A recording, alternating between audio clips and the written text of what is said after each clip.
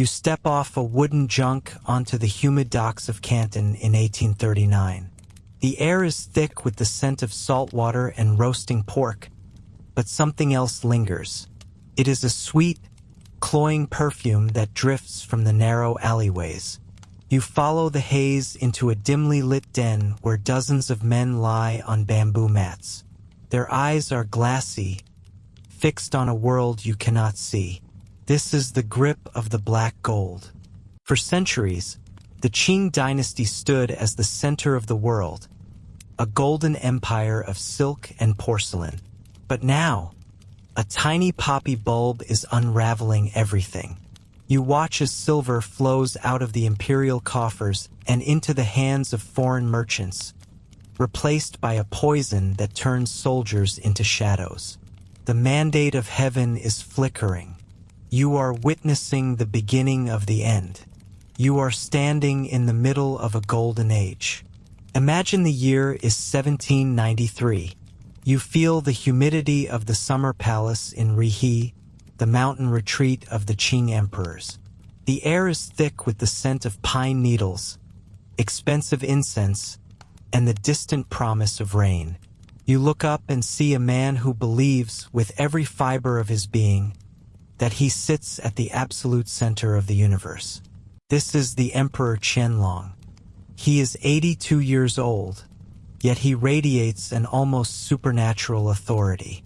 To him and to everyone in his court, the world outside China is a collection of dusty, insignificant fringes. You are witnessing the Qing dynasty at its absolute peak. Its borders have never been wider, stretching from the jungles of Southeast Asia to the icy mountains of Tibet. Its people are more numerous than any other nation on earth.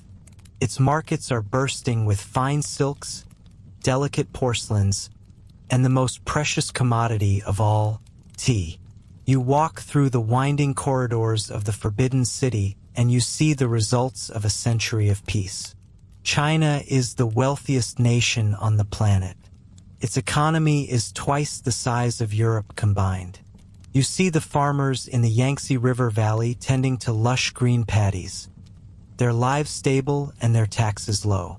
You see the scholars in the capital, obsessed with poetry and the perfect calligraphy stroke. The system seems perfect. It is a massive, clockwork bureaucracy that has functioned for thousands of years, and under the Qing, it has reached a level of efficiency that the rest of the world can only envy. You feel the weight of this history. It is a solid, immovable mountain of tradition. But if you turn your gaze south, down toward the coast, you start to see the first ripples of a coming storm. You travel to the city of Canton, the only place in the entire empire where foreigners are allowed to trade. You stand on the muddy banks of the Pearl River and look out at the water. It is a forest of masts. Massive wooden ships from the British East India Company are bobbing in the current, their hulls heavy with silver. You watch the bustle of the 13 factories, the narrow strip of land where European merchants are confined. They are not allowed to enter the city walls. They are not allowed to bring their wives. They are essentially prisoners of profit, and they are becoming desperate. You walk among these British merchants and you hear their frustrated whispers. They are here for one thing, tea. Back in London, the demand for Chinese tea is an addiction that has seized the entire British population, from the royal family to the coal miners. It is the lifeblood of their empire. But there is a problem. The Chinese do not want anything the British have to offer.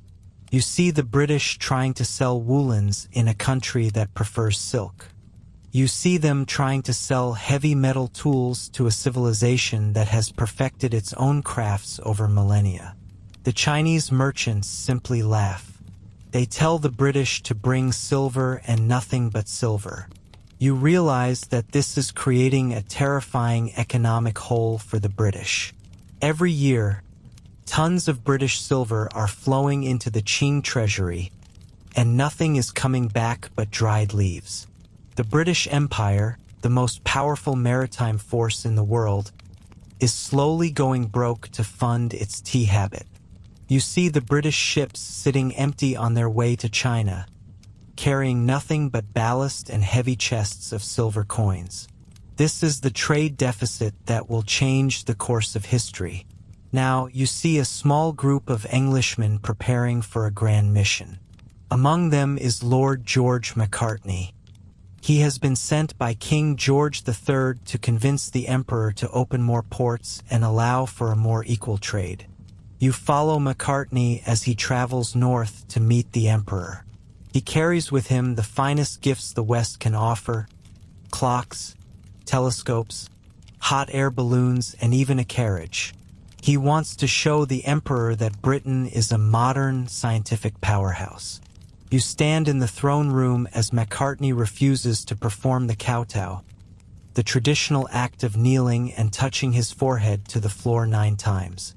To Macartney, it is a sign of submission he cannot give. To the Qing court, his refusal is a sign of barbarian ignorance. You feel the tension in the room. The Emperor eventually relents and allows Macartney to simply kneel on one knee, but the damage is done. Qianlong looks at the gifts of the West and sees them as toys. He sees the British not as equals, but as tribute bearers from a tiny, unimportant island. You listen as the Emperor dictates a letter to King George III.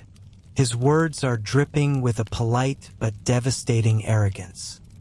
He tells the king that China possesses all things in prolific abundance and has no need for the manufactures of outside barbarians.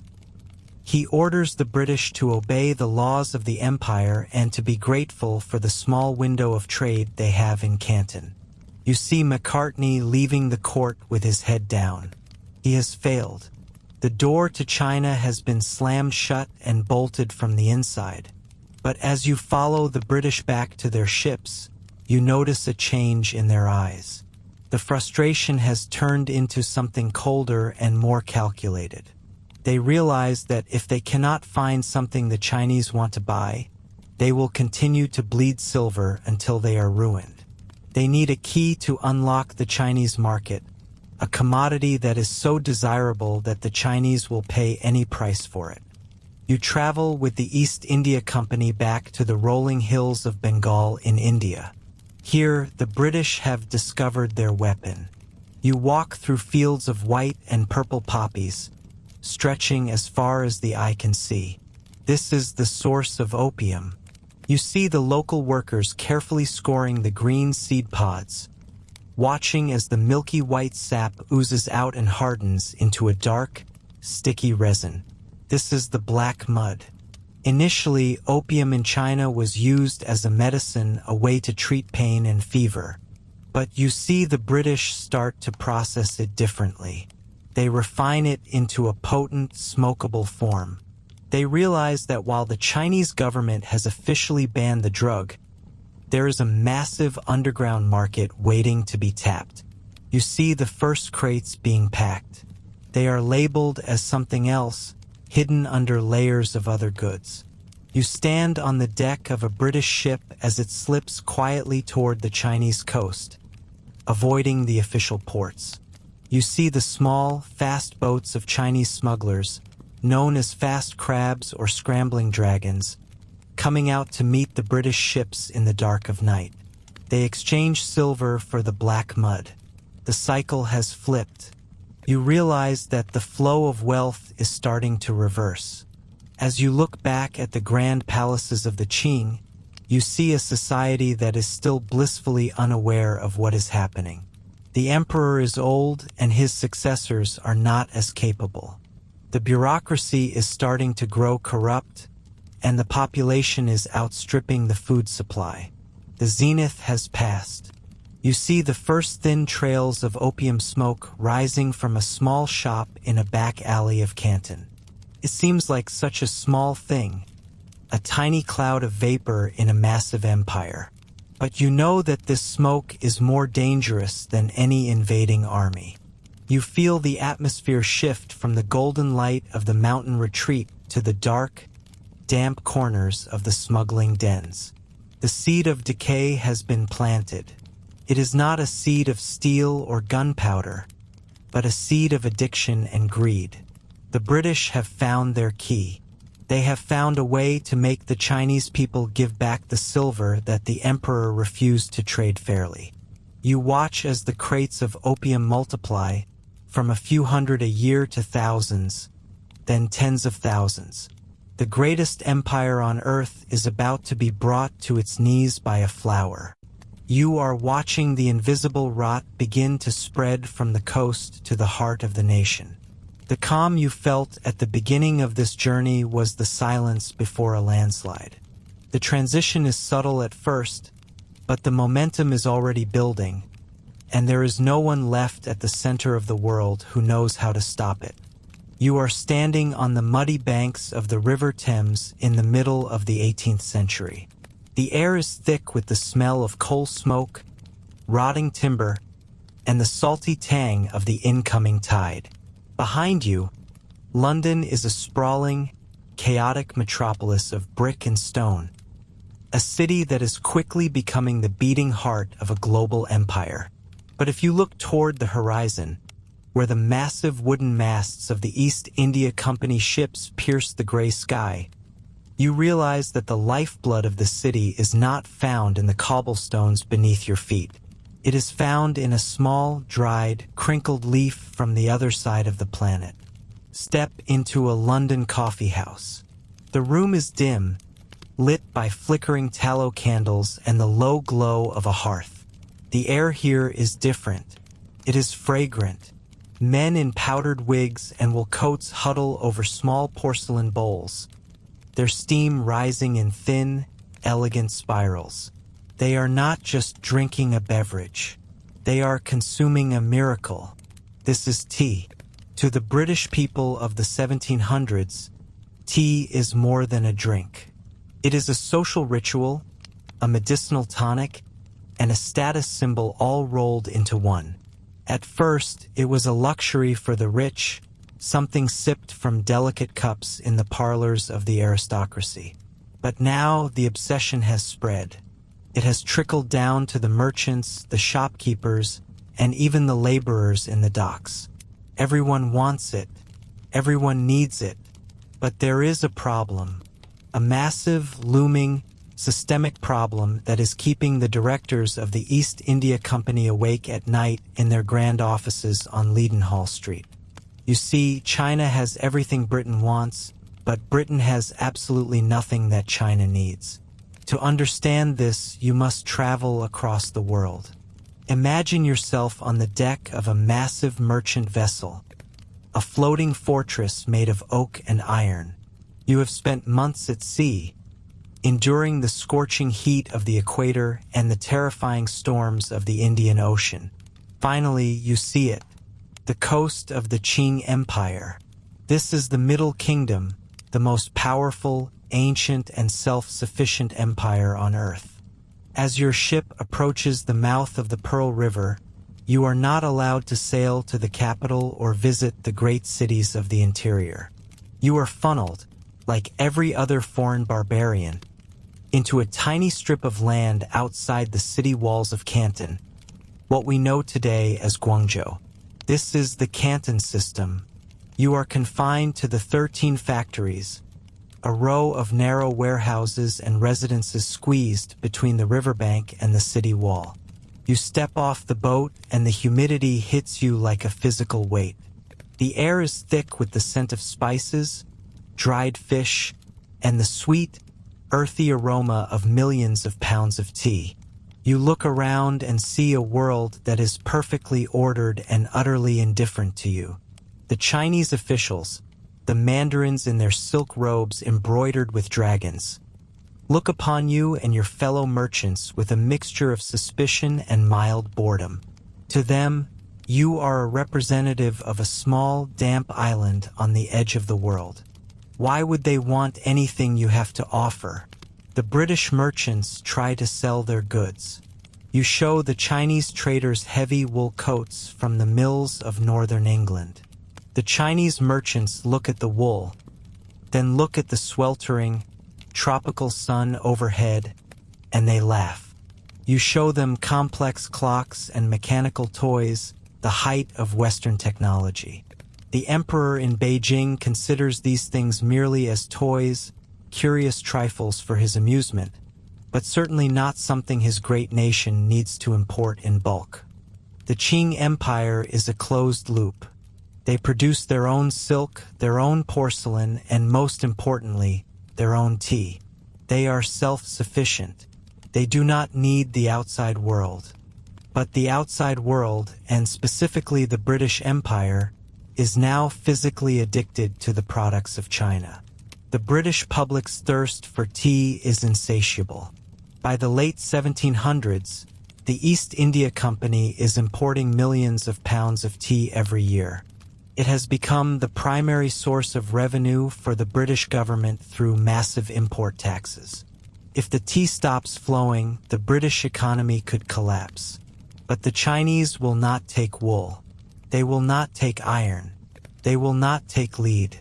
They will only take one thing: silver. You watch as the great silver flow begins. It is a one-way street. To pay for the tea, the British have to scour the world for silver. They buy it from the Spanish colonies in South America. They haul it in heavy chests across the Atlantic and around the Cape of Good Hope.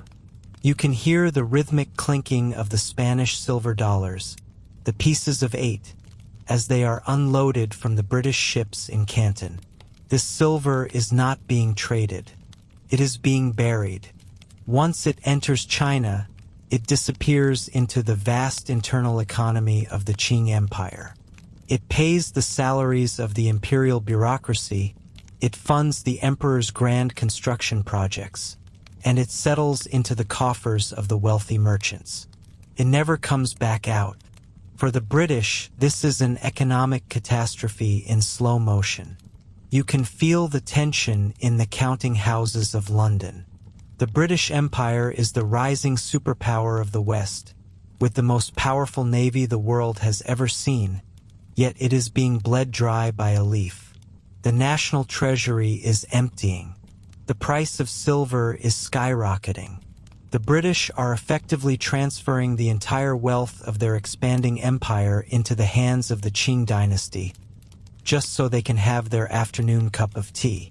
You walk through the warehouses of Canton and see the sheer scale of it. Thousands of wooden chests, lined with lead and filled with tea, are being loaded onto ships. In exchange, you see the silver being hauled away. It is an imbalance that cannot be sustained. The British are desperate. They try to send diplomats to the imperial court. You might imagine being part of the famous Macartney Embassy in 1793. You travel to the Forbidden City, carrying gifts of telescopes, globes, and carriages, hoping to convince the Qianlong Emperor to open more ports to trade or to accept British goods. But the Emperor's response is a cold, polite slap in the face. He tells the British king that the Middle Kingdom possesses all things in prolific abundance and lacks no product within its borders. He tells the British to go home and be thankful for the tea they are allowed to buy. You return to the docks of Canton, feeling the sting of that rejection. The British merchants are frustrated. They are powerful men used to getting their way through diplomacy or force, but here they are trapped. They are confined to their small strip of land, forced to deal with a handful of licensed Chinese merchants known as the Kohong, and forced to keep pouring silver into a bottomless pit. The atmospheric pressure of this economic tension is reaching a breaking point. You can sense it in the way the British captains pace their decks. They are looking for a way out. They are looking for a product, any product, that the Chinese people will want as much as the British want tea. They need something portable, something high in value, and something that will create its own demand. They tried cotton from India, but it was not enough to balance the scales. They tried everything within the bounds of legal trade. But the silver continued to flow out, and the tea continued to flow in, and the British Empire felt itself growing weaker even as its people sipped from their porcelain cups. As you stand on the wharf in Canton, watching the sun set over the Pearl River, you see the dark silhouettes of the ships. Somewhere in those cargo holds, or perhaps in the minds of the men who command them, a new idea is taking shape. It is a dark, dangerous idea. It involves a different kind of plant, grown in the poppy fields of British-controlled India. The British are about to stop asking for permission to trade. They are about to find a way to make the silver flow backward. They are about to discover that while the emperor may not need their clocks or their wool, his people have a hunger that can be exploited. The tea obsession has created a vacuum, and something far more potent is about to rush in to fill it. The era of peaceful, if lopsided, trade is coming to an end. The silver is about to turn into a river of poison. You can almost hear the shift in the wind. The calm of the Canton system is just a facade. Beneath the surface, the gears of a global catastrophe are starting to grind. The British have found their commodity. The silver flow is about to reverse, and the cost will be measured not just in coins, but in the very survival of an empire. You look out at the dark water and realize that the world you know is about to be torn apart by the collision of two addictions.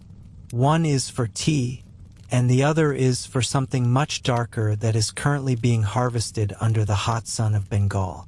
The silver is about to return to the West, but it will come at the price of China's soul.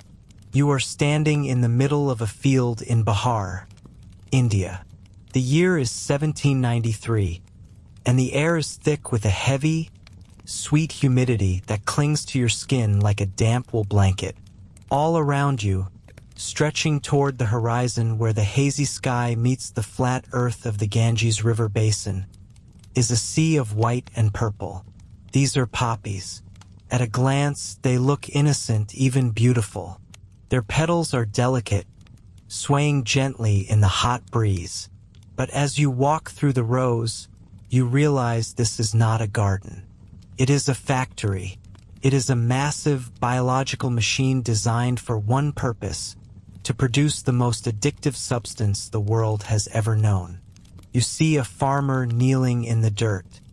He is thin, his ribs showing through his skin, and his hands are stained a deep, dark brown. He holds a small, three-bladed tool made of iron. With a practiced, rhythmic motion, he reaches out and makes a shallow vertical cut into the green, bulbous head of a poppy plant. He does not cut deep enough to kill it. He only wants the plant to bleed.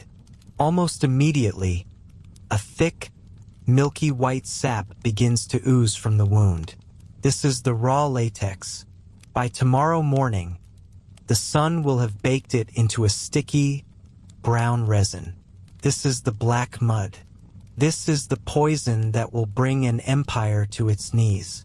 The East India Company has realized something profound and terrible. They have been buying tea from China for decades, paying for it with silver because the Chinese want nothing the British produce. This trade deficit is a hole in the pocket of the British Empire, a hole that is draining the royal treasury dry. But here in India, the company has found the plug for that hole. They have realized that while the Chinese may not want British wool or British clocks, they will do anything for Indian opium. You are no longer in a field. You are now inside the great opium godown in Patna. This is a massive warehouse, a cathedral of commerce built by the East India Company. The smell here is overwhelming. It is earthy, cloying, and slightly medicinal. It is the scent of 1,000 dreams and 1,000 deaths. You walk down long, dark aisles lined with wooden racks that reach all the way to the vaulted ceiling. On these racks sit thousands upon thousands of round, dark balls, each about the size of a cannonball. These are the finished products. Each one has been meticulously crafted. The raw sap you saw in the fields was collected, dried, and then worked by hand until it reached the perfect consistency. You watch as workers take the opium and wrap it in dried poppy petals, sealing it with more poppy juice to create a hard, protective shell. These balls are then packed into chests made of mango wood, 40 balls to a chest. Each chest is a fortune. Each chest is a weapon. The East India Company operates this entire enterprise with the cold, calculating efficiency of a modern corporation. They have a total monopoly. No one in India is allowed to grow poppies unless they sell the product directly to the company at a fixed, low price. If a farmer tries to grow food for his family instead of poppies for the company, he is punished. If he tries to sell his opium to a different buyer, he is crushed.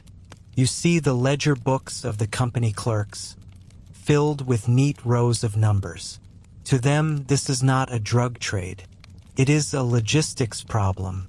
It is an accounting exercise. But there is a problem of international law. The Chinese emperor has banned the import of opium.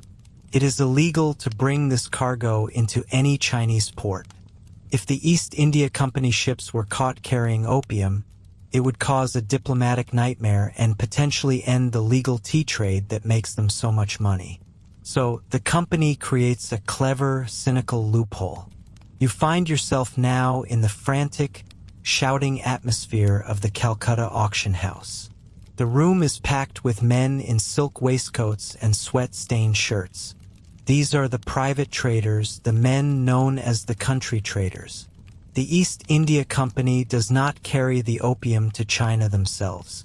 Instead, they sell it right here in Calcutta to these third-party merchants.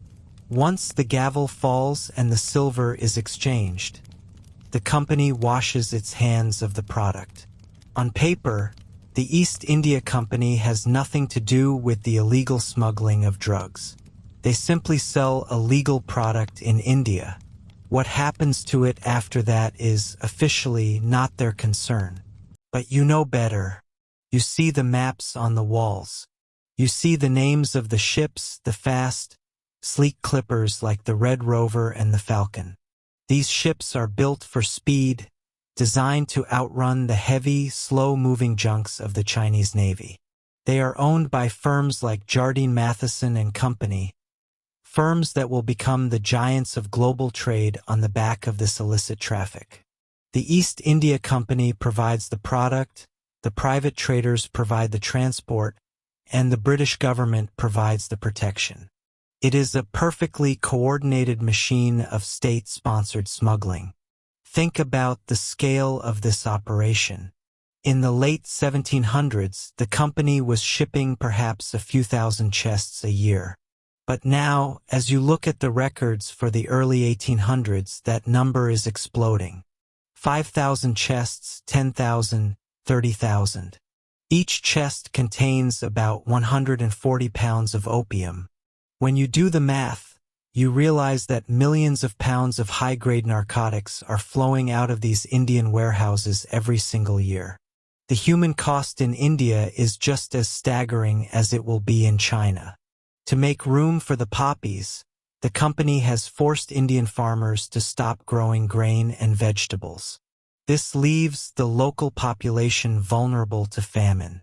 You see the hollow eyes of the laborers who process the drug, breathing in the fumes all day until they are perpetually dazed. They are the first victims of a cycle that will soon claim millions more. The British justify this to themselves with a cold, calculated logic. They argue that if they did not sell the opium, someone else would. They argue that the Chinese desire for the drug is a matter of personal choice, a market demand that they are simply fulfilling. But you can see the truth in the way the company manipulates the market. They intentionally produce different grades of opium to suit different tastes and price points. They have Patna and Benares opium for the connoisseurs, and Malva opium for the common folk. They are not just fulfilling a demand. They are actively cultivating an addiction. You follow a chest of opium from the warehouse to the docks of Calcutta. You watch as it is hoisted into the hold of a black-hulled clipper ship. The sailors are a mix of Europeans, Indians, and Southeast Asians, all of them lured by the high wages that come with such a dangerous and profitable trade. As the anchor is weighed and the great white sails are unfurled, you realize where this ship is headed. It is headed for the Pearl River Delta. It is headed for the outskirts of Canton. The silver is moving now. It is flowing from the pockets of the British and back into their hands, but the middleman is no longer the Chinese merchant. The middleman is the Chinese addict. The East India Company has found a way to turn the very lifeblood of the Chinese economy against it. They have found a way to reclaim every ounce of silver they ever spent on tea, and they are doing it by poisoning an entire civilization. The ship gathers speed, cutting through the warm waters of the Bay of Bengal. In the hold beneath your feet, the 40 balls of opium sit in their mango wood chest, dark and silent. They are a ticking time bomb. When they reach the shores of the Middle Kingdom, they will explode, not with fire and steel, but with a slow, creeping rot that will dissolve the foundations of the Qing dynasty. The company gambit has worked. The poison is on its way, and the world will never be the same. You are standing on the deck of a small, nimble schooner, cutting through the choppy, silt-heavy waters of the Pearl River Delta. The air is thick, a heavy blanket of humidity that clings to your skin like a wet rag. It smells of salt spray, rotting vegetation from the nearby marshes, and something else, a faint, sweet, earthy scent that lingers at the back of your throat. To your left and right, the green, mountainous coast of southern China rises out of the haze, looking ancient and impenetrable. But you are not headed for the fortified docks of Canton. You are heading for a small, rocky outcrop that has become the most important piece of land in the entire world for a very specific kind of merchant. You look ahead and see it rising out of the mist. Linton Island. To the casual observer, it is a lonely, rugged place, a jagged tooth of rock standing guard at the mouth of the river. But as your vessel draws closer, the scale of the operation becomes clear. This is not just an island. It is a sovereign kingdom of shadows. You see them now, anchored in the bay, a line of massive, hulking shapes that look like ghosts of the Napoleonic Wars. These are the receiving ships. Imagine a massive British East Indiaman, a ship that once boasted 3 masts of towering white canvas and dozens of cannons. Now, those masts have been sawn off. The rigging is gone. The hulls are weathered and stained by years of exposure to the tropical sun and the salt. These ships are no longer capable of sailing. They are floating warehouses, anchored permanently in the deep water around Linton Island. They are the heart of the smuggling trade, the bridge between the high seas and the forbidden markets of the mainland. As you step off your schooner and onto the creaking wooden deck of one of these hulks, the atmosphere changes. It is no longer a world of wind and waves. It is a world of business, cold and calculated. You see men in waistcoats and top hats standing alongside rough-handed sailors. They are checking ledgers, weighing silver, and shouting orders. But the most striking thing is the cargo. Deep in the hold of this floating fortress, stacked from floor to ceiling, are thousands upon thousands of wooden chests. You walk past them, feeling the weight of the history contained within those boxes.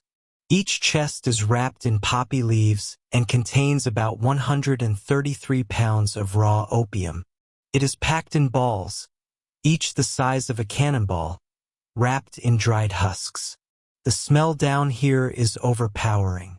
It is a heavy, cloying fragrance that makes your head swim. This is the treasure of the British Empire, and it is waiting to be unleashed. You might wonder why these ships are here, sitting out in the open, in plain sight of the Chinese coastline? The answer lies in a legal fiction that everyone has agreed to maintain. The Chinese authorities have banned the import of opium. They have declared it a poison. But the British merchants have found a loophole. If they do not bring the opium into the port of Canton, they are not technically breaking the law in a way that the local officials are forced to acknowledge. By sitting here at Linton Island, outside the formal jurisdiction of the harbor masters, they can claim they are merely in transit. But the silence of the Chinese government is not free. You look over the railing and see a small, ornate boat approaching the side of the receiving ship. It flies the flag of a local mandarin, a low-level official responsible for patrolling these waters. You watch as a British clerk meets the official at the gangplank. There is no conflict. There is no shouting. Instead, there is a subtle exchange of heavy silk pouches. This is the squeeze. It is the grease that keeps the entire machine moving. Every official, from the lowest lookout to the highest governor in the province, is taking a cut of the profits to look the other way. Now look out toward the horizon. You see something moving fast, cutting through the water with terrifying efficiency. They look like giant insects skimming the surface. These are the fast crabs and the scrambling dragons. They are long, narrow rowboats, some of them nearly 80 feet in length, powered by 60 or 70 oarsmen. They are the delivery system of the black market. You watch as one of these fast crabs pulls alongside the receiving ship. The men on board are lean, tanned by the sun, and armed to the teeth with muskets, spears, and shields. They do not have time for pleasantries. Time is the enemy. Every minute they spend at the side of the British ship is a minute they could be caught by an unbribed patrol or a rival gang. The transfer begins. It is a marvel of coordination. Heavy crates are swung over the side on thick ropes. The Chinese smugglers catch them, lower them into the belly of their narrow boats, and cover them with bamboo mats or dried fish to hide the shape of the chests. The payment is handled just as quickly. There is no paper money here. The British demand silver. You hear the heavy thud of leather bags filled with Spanish silver dollars hitting the deck. The British merchants do not care where the silver comes from, whether it was stolen, earned, or squeezed from the peasantry. They only care that it is pure. In a matter of minutes, the fast crab is loaded. The oarsmen lean into their work, and the boat surges forward, disappearing into the maze of creeks and inlets that line the Pearl River. Once they reach the shore, the opium will be broken down into smaller parcels, carried by mules or on the backs of men into the interior. It will travel hundreds of miles, crossing mountain ranges and rivers, until it reaches the dens of the elite and the hovels of the poor. You stand on the deck of the receiving ship and realize the genius of the British strategy. They have created a system where they never have to touch the forbidden soil of China with their illegal cargo. They stay in the safety of the deep water, protected by their cannons and their legal technicalities. They are the wholesalers of misery, while the Chinese smugglers and the corrupt officials take all the physical risk. If a fast crab is intercepted and the rowmen are executed, the British merchant simply sighs and writes it off as a business loss. The flow never stops. The scale of this operation is staggering. You look at the ledgers on the captain's desk. In the early days, the trade was a trickle, a few thousand chests a year. But now, as you stand here in the 1830s, the numbers have exploded. Tens of thousands of chests are moving through Linton Island every single year. The British are no longer just merchants. They have become the largest drug cartel the world has ever seen, backed by the most powerful navy on the planet. You can feel the tension in the air. This system is too efficient, too profitable, and too destructive to last forever. The silver that once flowed into China in exchange for tea and silk is now hemorrhaging out of the country in a massive, unstoppable tide.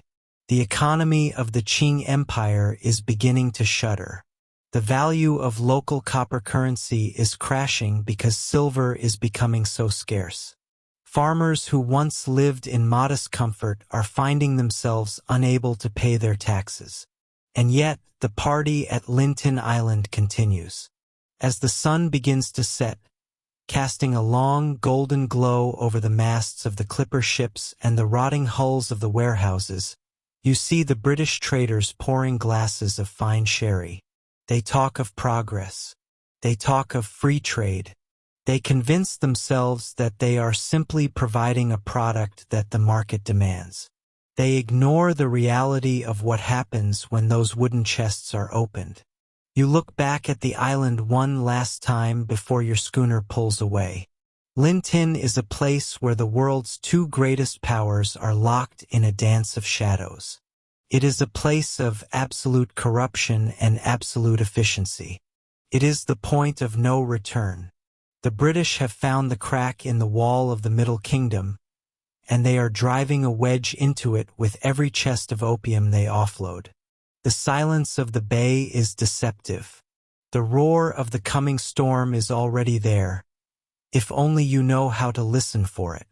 The warehouses are full, the smugglers are ready, and the empire is about to wake up to a nightmare it cannot simply bribe away. You step off the main thoroughfare of a bustling coastal city, leaving behind the cacophony of vendors hawking silk and the rhythmic clatter of horse hooves on stone. As you turn into a narrow, winding alleyway, the air changes. It becomes heavy, thick with a scent that is difficult to place at first. It is sweet, like overripe fruit left to bake in the sun, yet it carries an earthy, bitter undertone that clings to the back of your throat. This is the smell of the foreign mud. This is the scent of an empire beginning to rot from the inside out. You walk past a doorway draped with a heavy, tattered curtain. Pushing it aside, you enter a world that exists in a state of permanent twilight. The light from the midday sun struggles to pierce the haze of blue-gray smoke that hangs like a low ceiling over the room. Your eyes adjust slowly. You see wooden platforms lining the walls, draped with thin mats and hard porcelain pillows. On these platforms lie men and women from every walk of life. They are the cloud eaters, and they are adrift in a sea of chemical bliss that has no shore. Look closely at the man nearest to you. His silk robes are stained and frayed at the edges, suggesting he was once a person of standing, perhaps a merchant or a minor clerk. Now his cheeks are hollow, his skin has taken on the color of old parchment, and his eyes are fixed on a point somewhere beyond the ceiling. He holds a long bamboo pipe with the practiced grace of a musician, but his fingers are trembling. He is currently roasting a small ball of dark, sticky paste over a tiny oil lamp. You watch as the substance bubbles and hisses, turning into a vapor that he inhales with a deep, shuddering breath. For a few moments, he is no longer in this damp, dark room. He is somewhere else, a place where the debts are paid, the children are fed, and the weight of a crumbling dynasty does not press down on his chest. But this is the great deception of the opium den. You see the others now, those who have finished their pipes and are descending from their brief heaven. They do not look peaceful. They look like ghosts trapped in living flesh. Their movements are slow and jerky, their voices little more than raspy whispers. This is the limbo of the cloud eaters. They are not dead, for their hearts still beat and their lungs still draw air. Yet, they are not truly alive, for they have abandoned the world of the sun for the world of the smoke. As you leave the den and walk deeper into the city, you begin to realize that this is not an isolated pocket of misery. The smoke has drifted everywhere. You pass a military barracks, and through the open gates you see soldiers slumped against the walls. These are the men who are supposed to defend the Middle Kingdom from foreign invaders and internal rebels. But their spears are rusted, and their eyes are glassy. A soldier who needs a fix every 4 hours cannot march 20 miles a day. A soldier whose hands shake when he is away from the pipe cannot aim a bow or fire a musket. The iron core of the Qing military is being eaten away by a rust that no polish can remove. You continue your journey, climbing the steps to a local government office. Here, among the scholars and officials who have spent their lives studying the wisdom of Confucius, the situation is even more dire. You see a magistrate leaning over his desk, his brush poised over an official document. But the ink has dried on the bristles. He is staring at a small lacquer box in the corner of his room. He knows that his duty is to enforce the laws of the emperor, laws that strictly forbid the use or sale of opium. Yet he himself is a captive to the drug. He has sold his family heirlooms to pay for his habit. He has accepted bribes from the very smugglers he is supposed to arrest, just to ensure his supply does not run dry. When the leaders of a society are more loyal to their addiction than to their sovereign, the social contract does not just fray, it dissolves. You find yourself in a marketplace, but the rhythm of commerce feels wrong. You see a woman arguing with a grain merchant, her face etched with a desperation that goes beyond simple hunger. She is trying to sell her wedding jewelry, the last pieces of silver she owns, not for food for her children, but because her husband has spent the family savings on the pipe. This is the economic tragedy of the cloud eaters. Silver, the lifeblood of the Chinese economy, is flowing out of the pockets of the poor and the middle class alike. It flows into the hands of the smugglers, then onto the British ships, and eventually into the vaults of the East India Company in Calcutta and London. The village economy, which has functioned for centuries on a delicate balance of labor and exchange, is collapsing. You see fields left fallow because the farmers are too weak to plow. You see shops shuttered because the owners have smoked away their capital. The silver shortage caused by the opium trade has made the price of everyday goods skyrocket. For the common person, life has become a cruel paradox. They need opium to numb the pain of their poverty. Yet it is the opium that is making them poor. You walk toward the outskirts of the city, where the houses are smaller and the poverty more visible. You see children playing in the dirt, their ribs visible under their thin tunics. Their parents are nearby, but they are not watching. They are huddled in a corner of their shack, sharing a single pipe. The ancestral altars, once the heart of every Chinese home, are neglected. The incense burners are cold, covered in a layer of dust. In a society built on the foundation of filial piety and the continuity of the family line, opium is an axe at the root of the tree.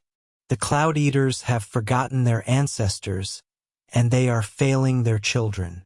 They exist in a bubble of the present, where the only thing that matters is the next bowl, the next breath, the next moment of oblivion.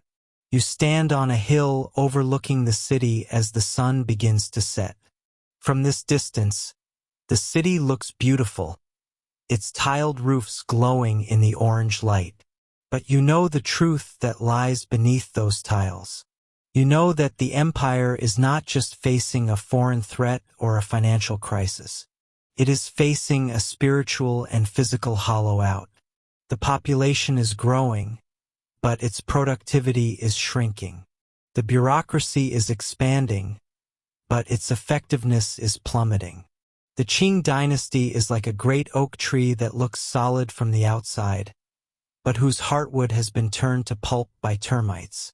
The cloud eaters are not rebels, they are not staging an uprising, and they are not demanding change. That is perhaps the most terrifying part of the situation. They are simply opting out of reality. They are a society in limbo, waiting for a push that will tip them over the edge. The British merchants in Canton see this, and they smile. They see a market that is not only vast but also captive. They see a people who will trade their history, their wealth, and their very lives for a few ounces of dark paste. The mandarins in Beijing see this, and they tremble. They send frantic memorials to the emperor, warning him that soon there will be no silver to pay the army and no men healthy enough to serve in it. You feel a chill as the wind picks up, carrying with it once more that sickly sweet scent from the alleyways below. The empire is waking up to a reality where its borders are porous, its coffers are empty, and its people are lost in the clouds. The time for half measures and bribes has passed. The limbo cannot last forever. Either the empire will find a way to break the pipe, or the pipe will break the empire.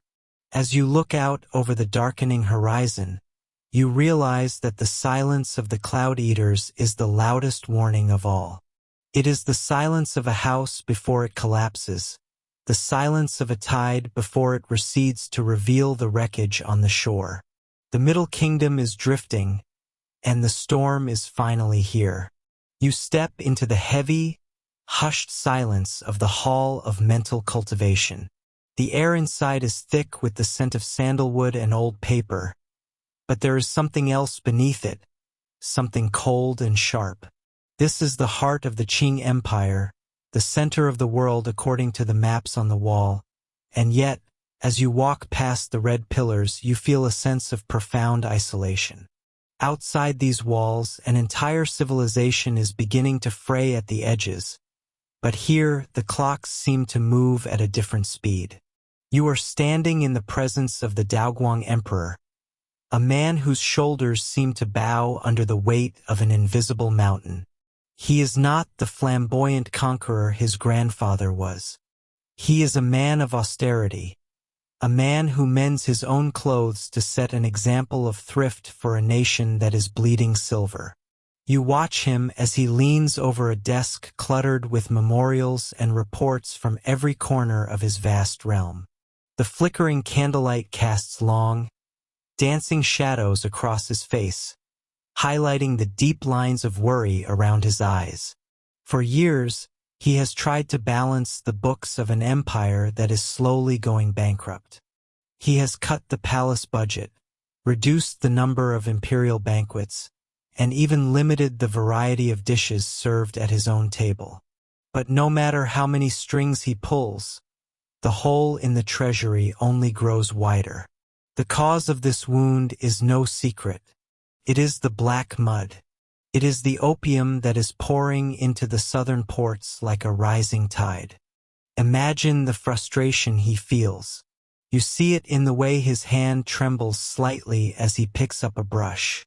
Every year, millions of silver taels are flowing out of China and into the pockets of the British East India Company. This is not just a trade deficit. It is an existential threat. In the Qing economy, the value of copper coins, which the common people use, is tied to the value of silver, which is used for taxes. As silver leaves the country, its value skyrockets.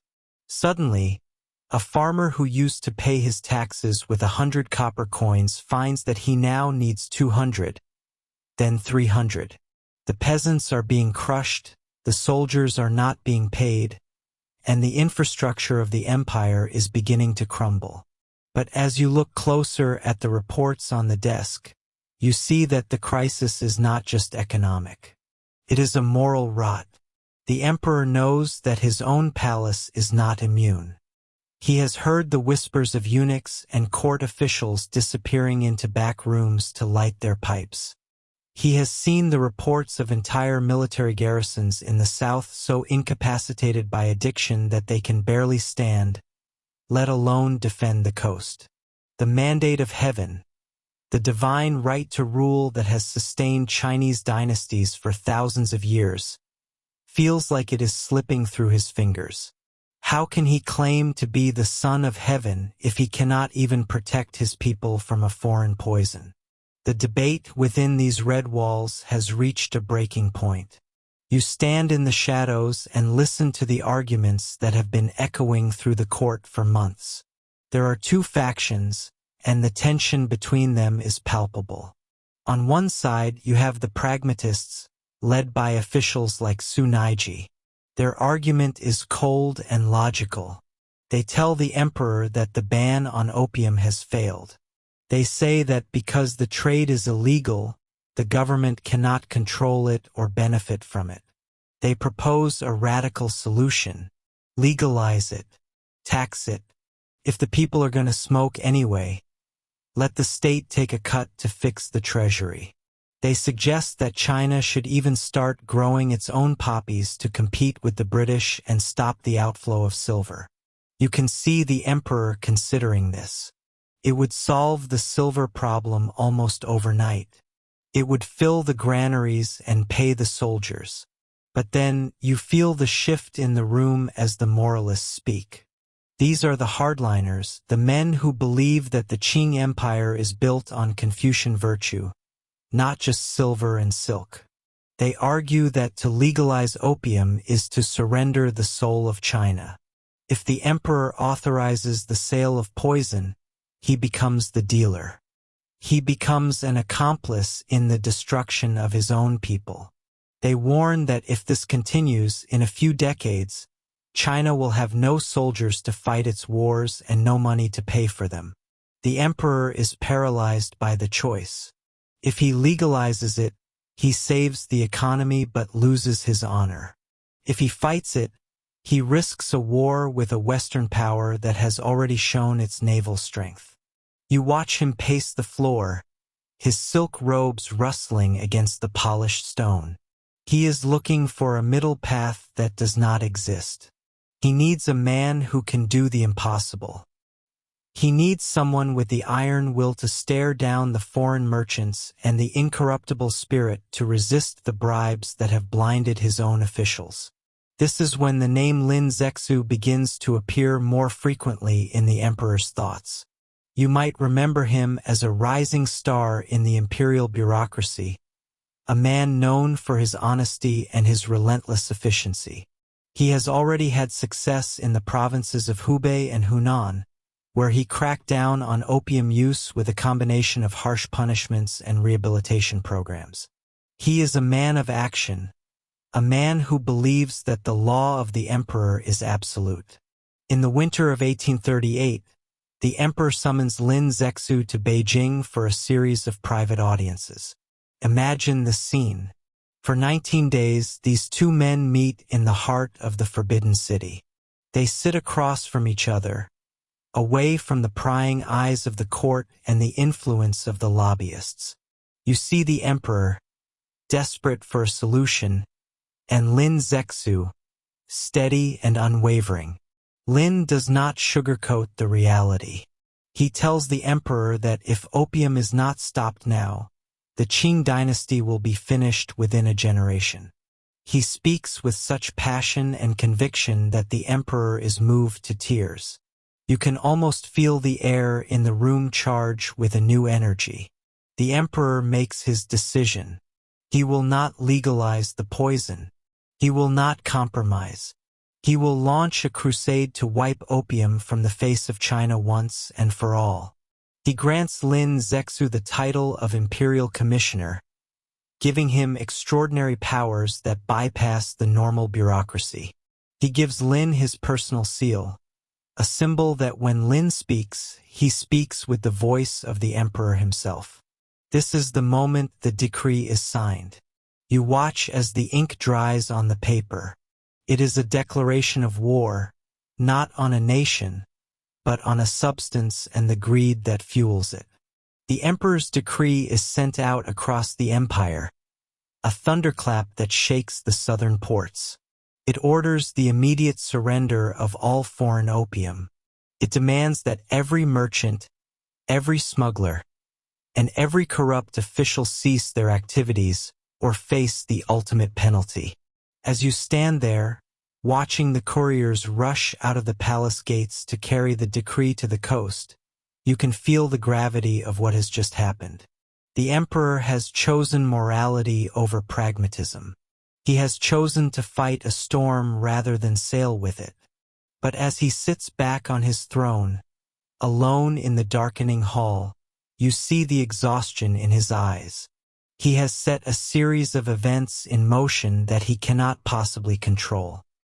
He has challenged the most powerful empire on earth, and he has done so with nothing but the weight of his tradition and the conviction of one honest man. The crisis in the Forbidden City has reached its peak, and the decree has been issued. The moral vacuum has been filled with a mandate for action. But out on the waters of the Pearl River, the British merchants are waiting. They are not used to being told no.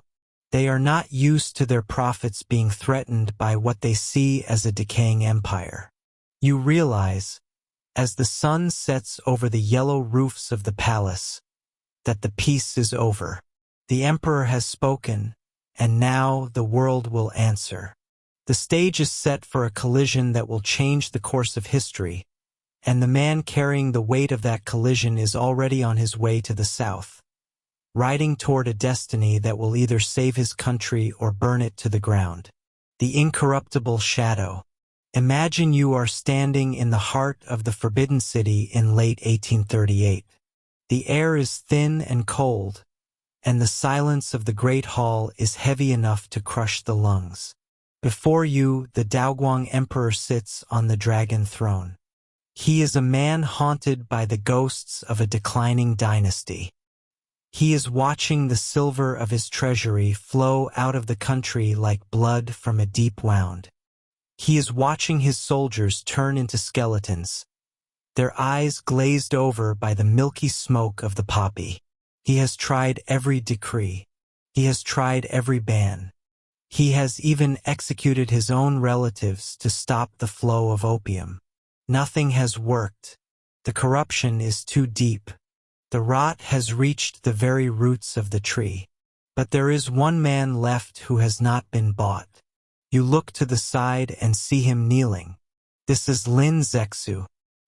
He is 54 years old, a scholar official with a forehead that seems carved from granite and eyes that see through the elaborate lies of the court. In China, they call him Blue Sky Lin. They call him this because he is as clear and unyielding as a cloudless day. He cannot be bribed. He cannot be intimidated. He believes in the moral order of the universe with a ferocity that terrifies the men around him who have grown rich on foreign silver. The emperor leans forward and hands Lin the imperial seal of the High Commissioner. It is a moment that feels like the tightening of a bowstring. Lin is given absolute power over the naval forces of the South. He is given the authority to do whatever is necessary to scrub the stain of opium from the port of Canton. As you watch Lin take that seal, you realize you are looking at a man who has just been handed a death warrant or a chance at immortality. He knows the British are powerful. He knows their ships are made of iron and fire. But he also knows that if he does not act, China will cease to be a nation. Now follow him. You are traveling south, leaving the dry, dusty plains of Beijing and descending into the humid, tropical chaos of Guangdong province. The journey takes months. As you ride with his procession, you see the reality of the crisis. In every village, you see the lean-to shacks where men huddle over small lamps. You hear the rhythmic, hollow coughing of the addicts. You see mothers selling their children for a few grams of the black mud. Lin sits in his palanquin writing. He is not just preparing for war. He is preparing a moral argument. He is writing a letter to a woman he has never met, a woman he believes must surely be a person of conscience. He is writing to Queen Victoria of England. You listen as his brush scratches against the paper. He asks her a simple question. He asks why she allows her merchants to sell a poison in China that is strictly forbidden in her own country. He asks if she would allow Chinese merchants to bring a similar plague to the streets of London. He is polite, but beneath the ink, there is a vibrating anger. He tells her that the laws of heaven apply to everyone, even those who sail the great Western Ocean. He does not know that his letter will never actually reach her. It will be intercepted by the very men whose profits he is about to threaten. By the time you reach the gates of Canton in March of 1839, the atmosphere has changed. The air is thick with the scent of salt water, rotting fish, and the sweet, cloying perfume of unrefined opium. Canton is a city of two worlds. On one side are the narrow, teeming streets of the Chinese city.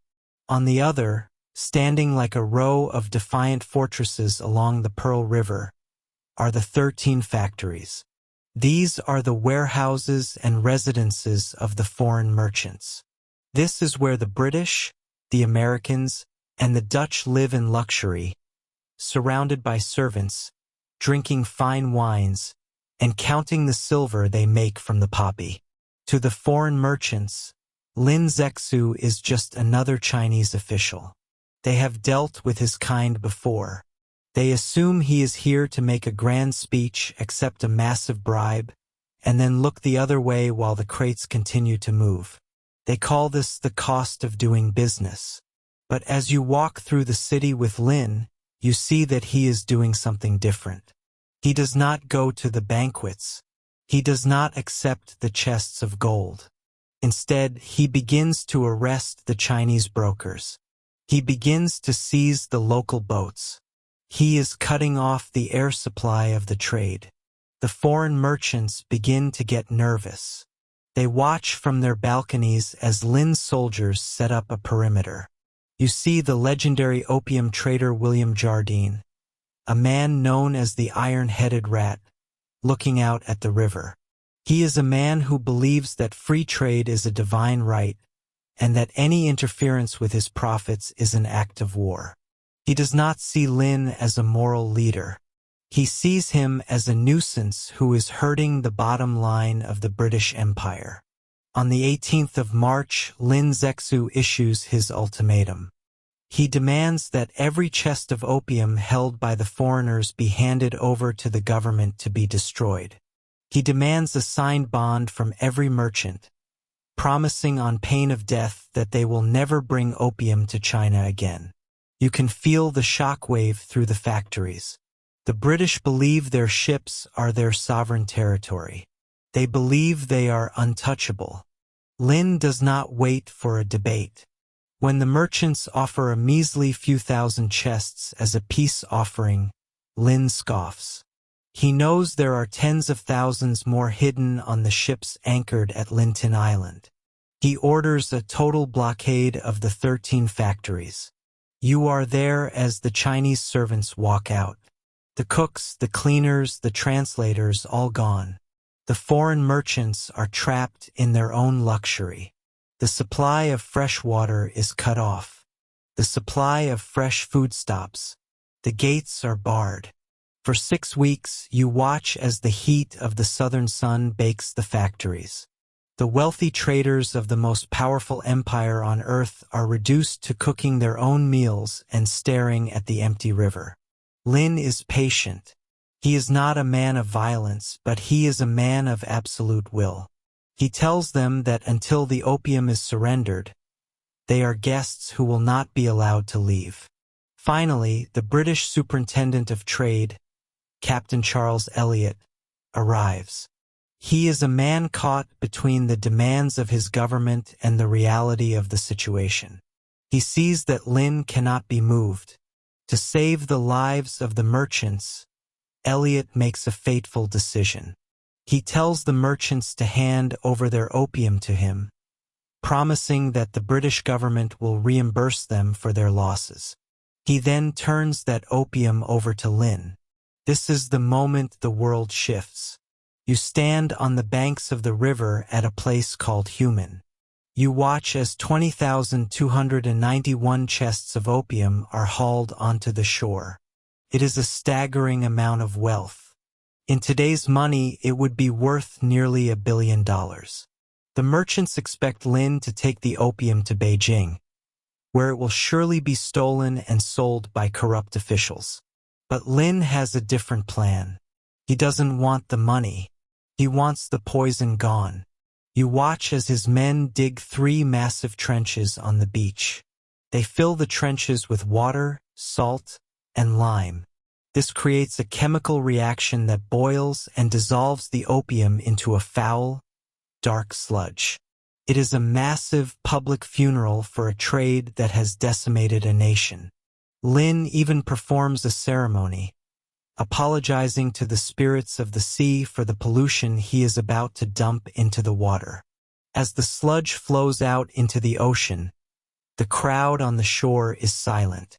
You see the look on Lin's face. It is a look of grim satisfaction.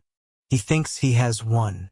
He thinks he has shown the foreigners that China is still the Middle Kingdom, a land of laws and morality.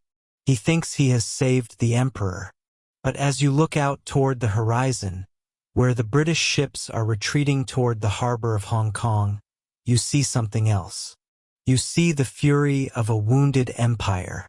The merchants are already writing to London. They are telling Parliament that their property has been stolen. They are telling the British public that their honor has been insulted. They are calling for the most powerful navy in the world to descend upon the coast of China and teach the locals a lesson in free trade. Lin Zexu has done the impossible. He has stood his ground. He has remained incorruptible in a world of shadows. But in doing so, he has accidentally given the British the excuse they have been waiting for. He has cleared the way for the guns. The black smoke of the opium trenches is about to be replaced by the black smoke of coal-burning engines and the white smoke of cannon fire. The shadow of the incorruptible commissioner is long, but the shadow of the coming fleet is longer. You can almost hear the sound of the anchors being raised in London. The first opium war has just been ignited by a man who only wanted to save his people. You are standing on the banks of the Pearl River, just south of the city of Canton, in the early summer of 1839. The air is so thick with humidity that it feels as though you could reach out and grab a handful of the atmosphere itself. To your left, the broad, silt-heavy waters of the river churn toward the South China Sea. To your right, the hills rise up in a haze of vibrant green. But your attention is not on the landscape. Your attention is fixed on the 3 massive pits that have been dug into the sandy earth of the beach at Human. Each pit is enormous, roughly the size of a modern swimming pool, lined with heavy timber and stone to prevent the contents from leaking into the soil. You watch as hundreds of laborers, their backs glistening with sweat under the relentless sun, carry heavy wooden chests down from the high ground. These are not ordinary chests of tea or silk. These are the property of the British East India Company and the private traders of the West. Inside each one, wrapped in poppy leaves and balls of dried mud, is the substance that has been draining the silver and the soul out of the Qing Empire. This is the end of the line for the foreign mud. To understand how you arrived here on this beach watching the destruction of millions of dollars of property, you have to look back a few months to the arrival of a man who changed the course of history. Imagine you are a merchant in the 13 Factories district of Canton. You have lived in a gilded cage for years, restricted to a tiny strip of land along the river, forbidden from entering the city walls, but incredibly wealthy nonetheless. You have grown accustomed to the corruption of local officials. You have grown used to the idea that every Chinese officer has a price. Then Lin Zexu arrived. Lin was not like the men who came before him. When he entered Canton as the Imperial Commissioner, he did not accept the traditional bribes of gold or fine watches. He did not attend the lavish banquets thrown by the merchants. Instead, he issued a demand that sent a cold shiver through the foreign community. He demanded that every single chest of opium held on the store ships at Linton Island be handed over to the Chinese government for destruction. Furthermore, he demanded that every foreign merchant sign a bond promising, under penalty of death, never to bring opium into China again. You might remember the confusion in the streets. The British merchants, led by the stubborn and proud Charles Eliot, thought this was just another opening move in a long negotiation. They thought they could wait him out. They were wrong. Lin Zexu did not negotiate. He surrounded the 13 factories with troops. He withdrew all Chinese servants, cooks, and translators. He cut off the food supply. You were trapped in your own mansion, listening to the sound of gongs and the marching of boots outside your window, wondering if you would starve to death in the name of a drug trade. After weeks of tension, Charles Eliot buckled. He ordered the merchants to surrender their opium to him, promising that the British government would eventually compensate them for their losses. It was a staggering amount. Over 20,000 chests. More than 2 million pounds of high-grade opium. Now, you are here at Human to witness what Lin Zexu does with that prize. You see Lin Zexu himself standing on a raised platform, shaded by a silk canopy. He is a man of middle age, with a sharp, intelligent face and eyes that seem to miss nothing. He is not a man of violence, but he is a man of absolute moral certainty. To him, this drug is a poison that is rotting his country from the inside out. He sees the hollowed-out faces of the addicts in the streets. He sees the silver flowing out of the Imperial treasury and into the pockets of London bankers. He believes that by destroying this opium, he is performing a sacred duty to the Emperor and to the heavens. The process of destruction is a marvel of pre-industrial engineering. You might expect them to simply set the chests on fire, but Lin Zexu is too clever for that. He knows that if you burn 20,000 chests of opium, the thick narcotic smoke would drift for miles. It would get the entire population of the Pearl River Delta high on the fumes. It would be a disaster. Instead, he has designed a chemical execution. Watch the laborers as they work. They use heavy mallets to smash open the wooden chests. Out tumble the dark, round balls of opium, each one about the size of a cannonball. The workers use spades to hack the balls into smaller pieces, tossing them into the pits which have already been filled with a few feet of water diverted from the river. As the opium begins to dissolve, the water turns a murky, dark brown. It looks like a thick, bubbling soup of mud and decay. But it is not finished. You see other workers carrying heavy baskets of crushed lime and salt. On Lin Zexu command, they begin to shovel the lime into the pits. The reaction is almost instantaneous. The water begins to boil and hiss. Great clouds of white steam rise into the air, carrying a pungent, bitter smell that stings your nostrils and makes your eyes water. The lime reacts with the water and the opium, creating intense heat that breaks down the morphine and the alkaloids within the drug. It is a violent, churning spectacle. The dark brown soup turns a sickly gray as the chemicals rip the opium apart at a molecular level. You look around at the crowd.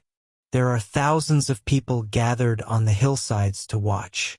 There are local villagers, government officials, and even a few foreign observers who have been invited to witness the event so they can report back to their governments that the opium is truly gone.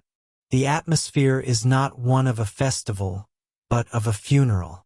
There is a sense of gravity here. You realize that you are watching the destruction of a fortune that could have built cities, now being turned into a useless, boiling sludge. For 23 days, this process continues.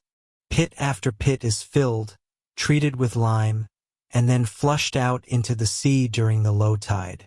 Lin Zexu is meticulous. He even offers a prayer to the god of the sea, apologizing for polluting the waters with such filth and asking the creatures of the deep to move away until the tides have washed the poison into the vastness of the ocean. As you stand there, the wind shifts, and a cloud of that bitter steam washes over you, feels heavy and damp on your skin. You look at Lin Zexu, who remains perched on his platform, watching every chest, every shovelful of lime. He thinks he has won. He believes that by showing this level of resolve, he has taught the British a lesson they will never forget. He believes that the Queen of England, whom he has written a polite but firm letter to, will understand that her merchants are criminals and will stop this trade out of a sense of shared morality. But you, looking at the horizon, might feel a different sensation. You might see the ghosts of the ships that are already sailing toward London to carry the news of this bonfire. You might imagine the outrage in the British Parliament when they hear that private property has been seized and destroyed without compensation. You might realize that while Lin Zexu is destroying the opium, he is also destroying the last bridge between two empires that do not understand one another. The human bonfire is not just a cleanup operation. It is a declaration of war, even if Lin Zexu does not realize it yet. To the Chinese, it is a cleansing of a national wound. To the British, it is an intolerable insult to the Union Jack and the principles of free trade. The sun begins to set over the Pearl River, casting long, bloody shadows across the beach. The last of the day's chests are being broken open. The sound of the mallets is rhythmic, like a heartbeat. Thump, thump, thump. Each strike is a nail in the coffin of the old world order. The gray sludge flows out of the pits and into the river, disappearing into the dark water. You walk away from the banks of the Human, the smell of lime and bitter poppy clinging to your clothes. Behind you, the fires that provide light for the night shift are being lit. The smoke rises straight up into the still, humid air. In this moment, China feels strong. It feels as though the tide has finally turned. But as you look out toward the mouth of the river, toward the open sea, you know that the British are coming. And they are not coming for an apology. They are coming for their silver. The 20,000 chests are gone, turned to ash and salt and steam. But the vacuum they left behind is about to be filled by the roar of British cannons. The bonfire at Human was the spark, and now the entire world is about to catch fire. You stand on the muddy banks of the Pearl River Delta, where the humid air hangs heavy and thick, tasting of salt and river silt. For months, the coast has been a place of nervous waiting. The smoke from the great opium bonfires at Human has long since dissipated into the atmosphere, but the tension left behind is a physical weight, pressing down on every soul from the lowliest fisherman to the highest imperial official. You look out toward the horizon, where the gray waters of the South China Sea meet a sky heavy with the threat of a summer storm. But what you see appearing through the mist is not a cloud. It is something far more unnatural. At first, it is just a smudge of black, oily soot against the blue. Then you hear it, a rhythmic, metallic thumping. It is a sound never before heard in these waters, a mechanical heartbeat that grows louder and more insistent with every passing minute. Through your squinted eyes, you see a shape that defies everything you know about the sea. It is a long, low hull, painted as dark as a coffin, cutting through the water with a terrifying indifference to the wind and the tide. It has no white sails billowing in the breeze. Instead, two massive paddle wheels churn the water into a frothy white rage on either side of its belly. A tall, slender chimney belches thick, coal-black smoke into the pristine sky. This is the Nemesis, and she is the herald of a new, brutal age. You are witnessing the arrival of the first iron-hulled, steam-powered warship to ever reach the shores of East Asia. To the people standing beside you on the shore, she looks like a sea monster, a dragon forged of iron and fire. But for the British Empire, she is the ultimate expression of the Industrial Revolution. She represents the cutting edge of a civilization that has learned how to chain the power of steam and the strength of iron to the service of war. As she draws closer, you can see the glint of her heavy cannons, mounted on pivoting carriages that allow them to strike in any direction. She does not need to wait for a favorable breeze to maneuver. She does not care if the tide is coming in or going out. She moves with a cold, mechanical purpose that makes the traditional wooden war junks of the Qing Empire look like relics from a forgotten era. The British fleet that follows in her wake is a forest of masts and a wall of oak. 16 massive warships, accompanied by 4 smaller armed steamers and dozens of transport vessels carrying thousands of seasoned soldiers, have arrived to demand compensation for the destroyed Opium. They have come to demand the opening of ports, the ceding of territory, and the submission of the Son of Heaven. But it is the Nemesis that captures your gaze and fuels your dread. She is the ghost in the machine, the weapon that changes the very nature of the conflict. You watch as the British fleet moves toward the mouth of the river, a narrow passage guarded by the formidable Bogue forts. These ancient fortifications, built of stone and earth, have stood for centuries as the iron gate of the Qing Empire. They are bristling with hundreds of cannons, manned by soldiers who believe their walls are impenetrable. You can see the Chinese banners fluttering in the wind, hear the beat of the drums, and feel the confidence of an empire that has ruled the world as they knew it for millennia. They believe that no barbarian ship, no matter how strange, can withstand the concentrated fire of the emperor's defenses.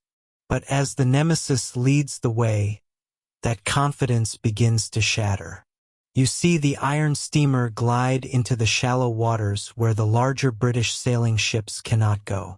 Her flat bottom allows her to skim over sandbars and navigate the winding, treacherous channels with ease. When the Chinese forts open fire, the air is filled with the roar of ancient black powder. Round shot whistles through the air, splashing into the water around the Nemesis. But she does not turn back. She does not even slow down. The British respond with a precision that is chilling. The heavy guns of the fleet open up in a coordinated symphony of destruction. You feel the ground shake beneath your feet as the massive shells strike the stone ramparts. Unlike the solid iron balls used by the Chinese, the British are firing explosive shells. You watch in horror as parts of the fortifications simply erupt in geysers of stone and flame. The sound is deafening, a continuous, rolling thunder that seems to tear the very fabric of the sky. And then you see the Nemesis do something truly terrifying. She maneuvers right into the mouth of the river, using her paddle wheels to spin in place. She begins to fire Congreve rockets. You watch as these primitive but lethal missiles streak through the air, leaving trails of sparking fire behind them. One of them strikes a Chinese war junk anchored near the shore. Within seconds, the junk, built of dry wood and filled with barrels of gunpowder, is transformed into a towering pillar of fire. The explosion is so violent that it sends a shockwave across the water, knocking men off their feet on the distant shore. In this moment, the physical reality of the war changes. You realize, as do the thousands of Chinese soldiers watching from the ramparts, that the bravery of the individual no longer matters. It does not matter how many generations of warriors you come from. It does not matter how sharp your blade is or how loyal you are to the emperor. The British have brought a factory to the battlefield. They have brought the cold, calculating power of the engine and the ironworks. You walk through the aftermath of one of these coastal skirmishes, and the scene is haunting. The once proud war junks are now charred ribs of wood sticking out of the mud. The water is littered with debris, silk banners, and the floating wreckage of an entire way of life. The Chinese commanders are in a state of absolute shock. They had reported back to the emperor in Beijing that the British ships were large and clumsy, that they could be easily boarded or burned. They had believed that if the British were forced into the narrow rivers, they would be helpless. But the Nemesis has proven them wrong. She has shown that she can move upstream against the current, dragging her larger sisters behind her if necessary.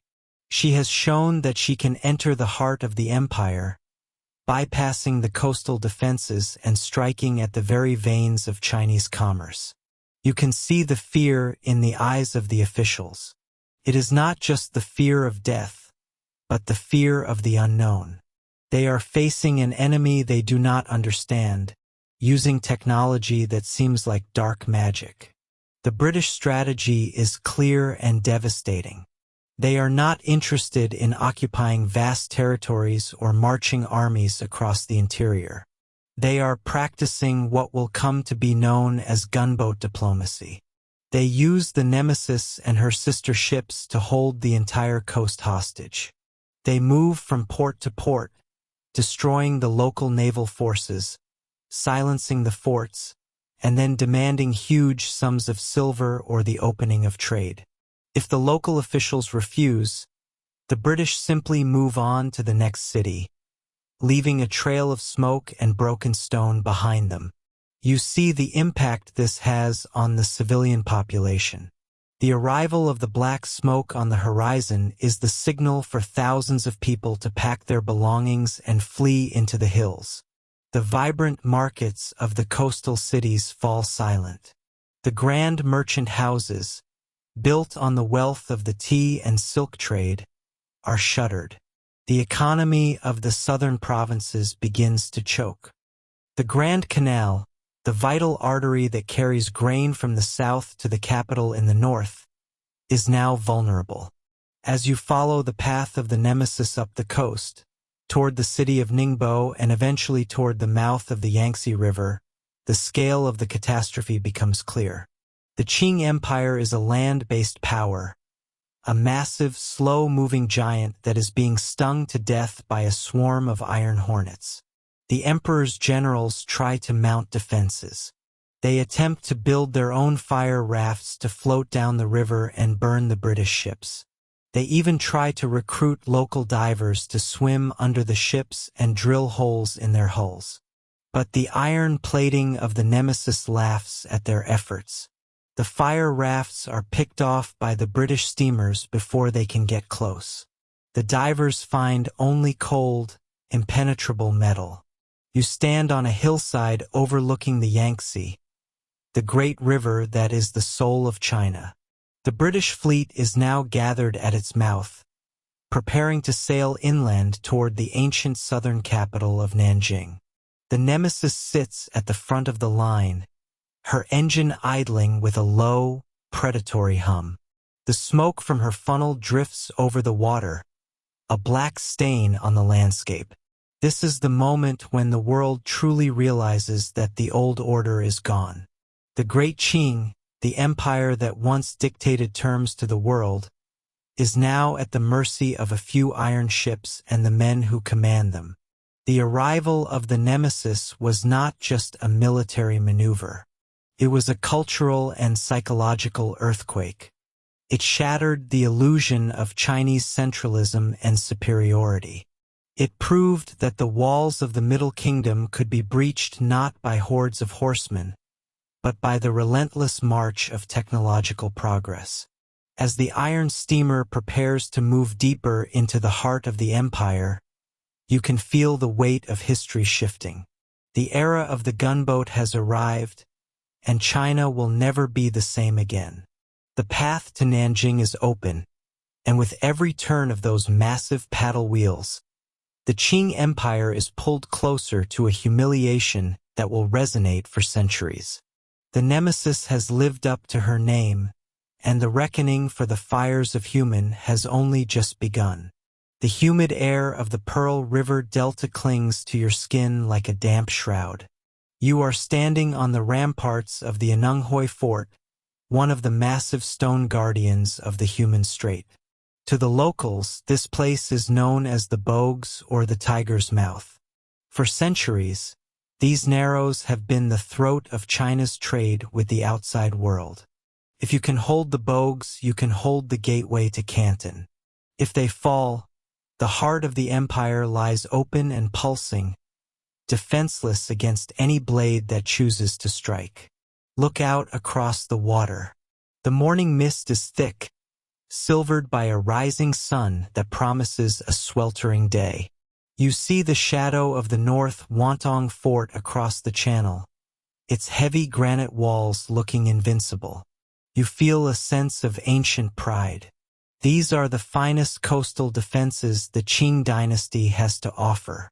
The cannons are bronze and iron, some of them massive, cast with the names of emperors and decorated with auspicious symbols. They are pointed toward the sea, waiting for the barbarians to try their luck. But as the mist begins to burn away, the silence is broken. It is a sound you have never heard before, a low, rhythmic thrumming that seems to vibrate in your very marrow. It is not the sound of wind or tide. It is the mechanical heartbeat of the future. Out of the white haze emerges a shape that defies everything you know about the sea.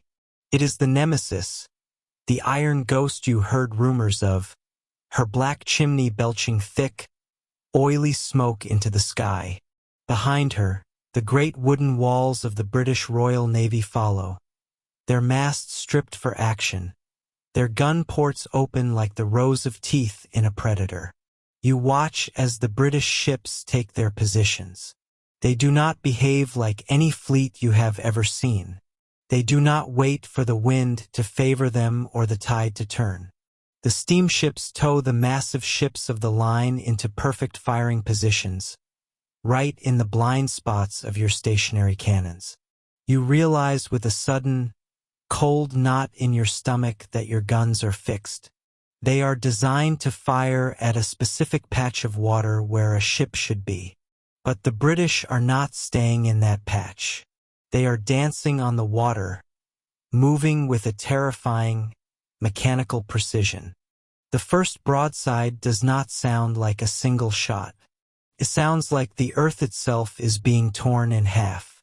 When the British fire, it is not a measured exchange. It is a wall of iron. You hear the scream of solid shot as it cuts through the air, a sound like silk ripping, followed by the deafening roar of impact. You feel the massive granite blocks beneath your feet shudder. These walls were built to withstand the elements and the occasional pirate raid, but they were never meant to endure the sustained, concentrated power of modern industrial warfare. Dust fills your lungs, gritty and tasting of ancient stone and burnt saltpeter. You look to your left and see a section of the parapet simply vanish. Where a moment ago there were men standing by their cannon, now there is only a jagged gap and a cloud of red-tinted debris. The air is thick with the smell of scorched wood and the acrid tang of high explosives. You see the Qing gunners working frantically. They are brave men, some of the best in the Imperial army. They heave at the massive wooden carriages, trying to slew their guns around to face the moving targets. But the cannons are too heavy, the carriages too primitive. By the time they have aimed, the British ships have shifted, and another devastating volley of iron comes crashing in. Amidst the chaos, you see a figure standing near the main battery, refusing to duck or seek cover. This is Admiral Guan Tianpei. He is a man of 60 years, a veteran of 100 skirmishes, and a loyal servant of the Daoguang Emperor. He wears his traditional armor, a stark contrast to the smoke and the flying splinters of the modern age. He is shouting orders, his voice barely audible over the thunder of the British guns. He knows the situation is hopeless. He has seen the reports from the lower reaches of the river. He knows that his guns are being outranged and his walls are being pulverized. Yet he stands his ground. In his eyes, you see a mixture of profound duty and a dawning, terrible realization. The world has changed, and he is the last defender of a world that is being blown to pieces. The British are not just firing from the sea. You hear a new sound coming from the landward side of the fort. You turn and see a sight that makes your blood run cold. Royal Marines and soldiers of the 49th Regiment have landed on the beaches behind the forts. They move in disciplined lines, their red coats bright against the green of the hills. They are carrying Congreve rockets, long, spindly weapons that hiss as they launch, trailing arcs of fire across the sky. These rockets are not particularly accurate, but when they hit the wooden barracks and the powder magazines inside the fort, the effect is catastrophic. A rocket strikes the central storehouse.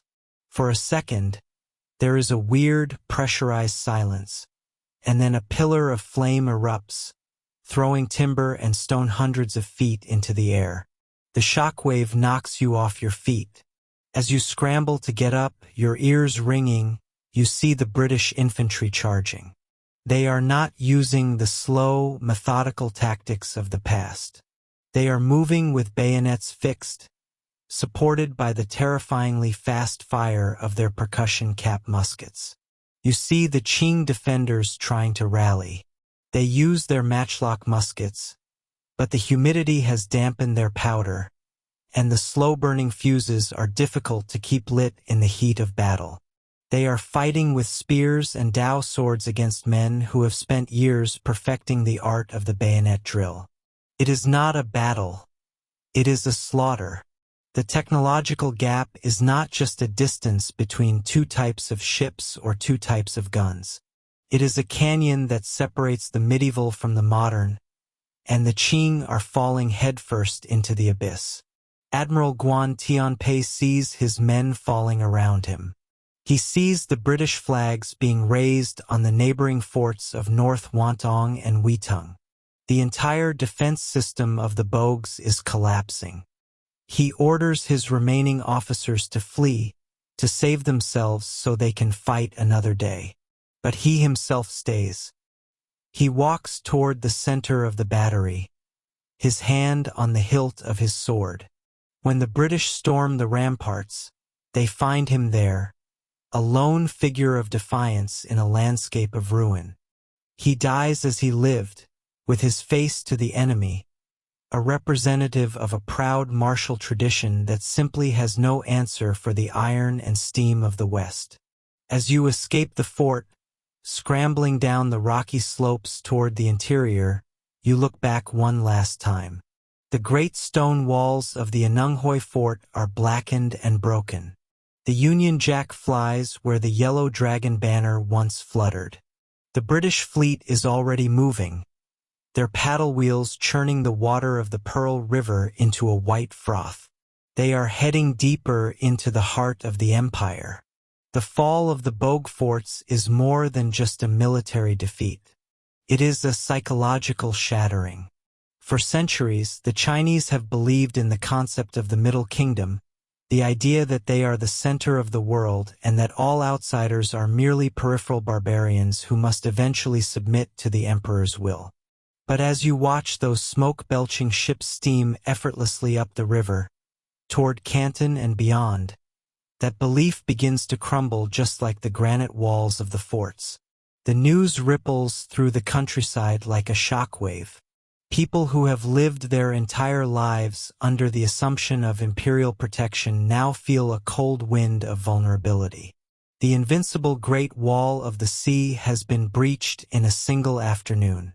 The British are no longer just a nuisance at the edge of the map. They are a knife at the throat. You walk through the villages along the riverbanks and see the fear in the eyes of the people.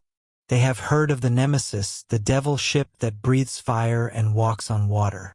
They have heard of the fall of the great Admiral Guan. They look toward the north, toward the forbidden city in Beijing, wondering if the emperor even knows what is happening.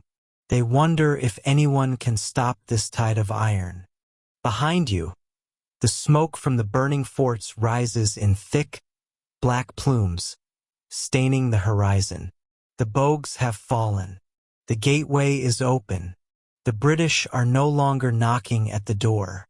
They have kicked it off its hinges, and they are marching into the halls of the Qing dynasty, bringing with them a new world order that will leave nothing unchanged. The reckoning is no longer a distant threat. It is here, it is loud, and it is made of iron. You are standing on the banks of the Yangtze River in the late summer of 1842. The air is heavy, a thick blanket of heat and humidity that clings to your skin like a wet shroud. But the discomfort of the weather is nothing compared to the suffocating atmosphere of dread hanging over the city behind you. You are looking at Nanking, the southern capital, a city of ancient walls, soaring pagodas, and deep historical resonance. For centuries, these walls represented the impenetrable core of the Middle Kingdom. Today they look like a cage. Turn your gaze away from the shore and out toward the tea-colored water of the great river. There, swaying gently in the current, is a sight that would have been unimaginable just 3 years ago. It is a forest of masts, but these are not the familiar, bat-winged sails of Chinese junks. These are the towering, square-rigged silhouettes of the British Royal Navy. And among them, belching black soot into the pristine sky, are the iron-hulled steamers, the mechanical monsters that have just chewed their way through the heart of China. The British fleet has done more than just sail up a river. They have severed the jugular vein of the empire. By capturing Qingqiang and moving on Nanking, they have gained control of the intersection where the Yangtze meets the Grand Canal. You can almost feel the physical pulse of the empire slowing down. The grain ships that feed the northern capital of Beijing are blocked. The taxes that fund the emperor's lavish court are trapped in the south. The great Qing Empire, the most populous and once the wealthiest state on earth, is being held for ransom. You step into a small rowboat, your eyes fixed on the massive hull of the HMS Cornwallis. This 74-gun ship of the line is the floating headquarters of the British forces. As you approach, the sheer scale of the vessel looms over you, a mountain of oak and iron. You climb the rope ladder, the salt and hemp rough under your palms, and find yourself on the deck. The contrast is jarring. Here, the British officers move with a crisp, terrifying efficiency. Their red coats are bright, their brass buttons polished to a mirror shine, reflecting the sun. They do not look like men who have been at war for years. They look like men who have already won. You follow a group of high-ranking Qing officials as they are led toward the great cabin. These are men of the highest order, mandarins who have spent their lives mastering the classics of Confucius and the intricate rituals of the imperial court. You see Chiang and Ilabu, the emperor's chosen negotiators. Their silk robes, embroidered with dragons and clouds, seem out of place against the functional, warlike backdrop of the ship. Their faces are masks of practiced composure, but if you look closely at their hands, you can see the slight tremor. They are not here to negotiate a peace between equals. They are here to sign a death warrant for an era. Inside the cabin, the air is cramped and smells of old paper, tobacco, and the faint, lingering scent of sea salt. Sir Henry Pottinger, the British plenipotentiary, sits across from them. He is a man who exudes a cold, bureaucratic impatience. To him, this is not a grand historical tragedy. It is a closing of an account. He wants his money, he wants his ports, and he wants them now. The document on the table is the Treaty of Nanking. It is the first of what will later be known as the Unequal Treaties, a series of agreements that will peel back the skin of Chinese sovereignty layer by layer. As you watch the pens being dipped in ink, think about what is actually being surrendered here.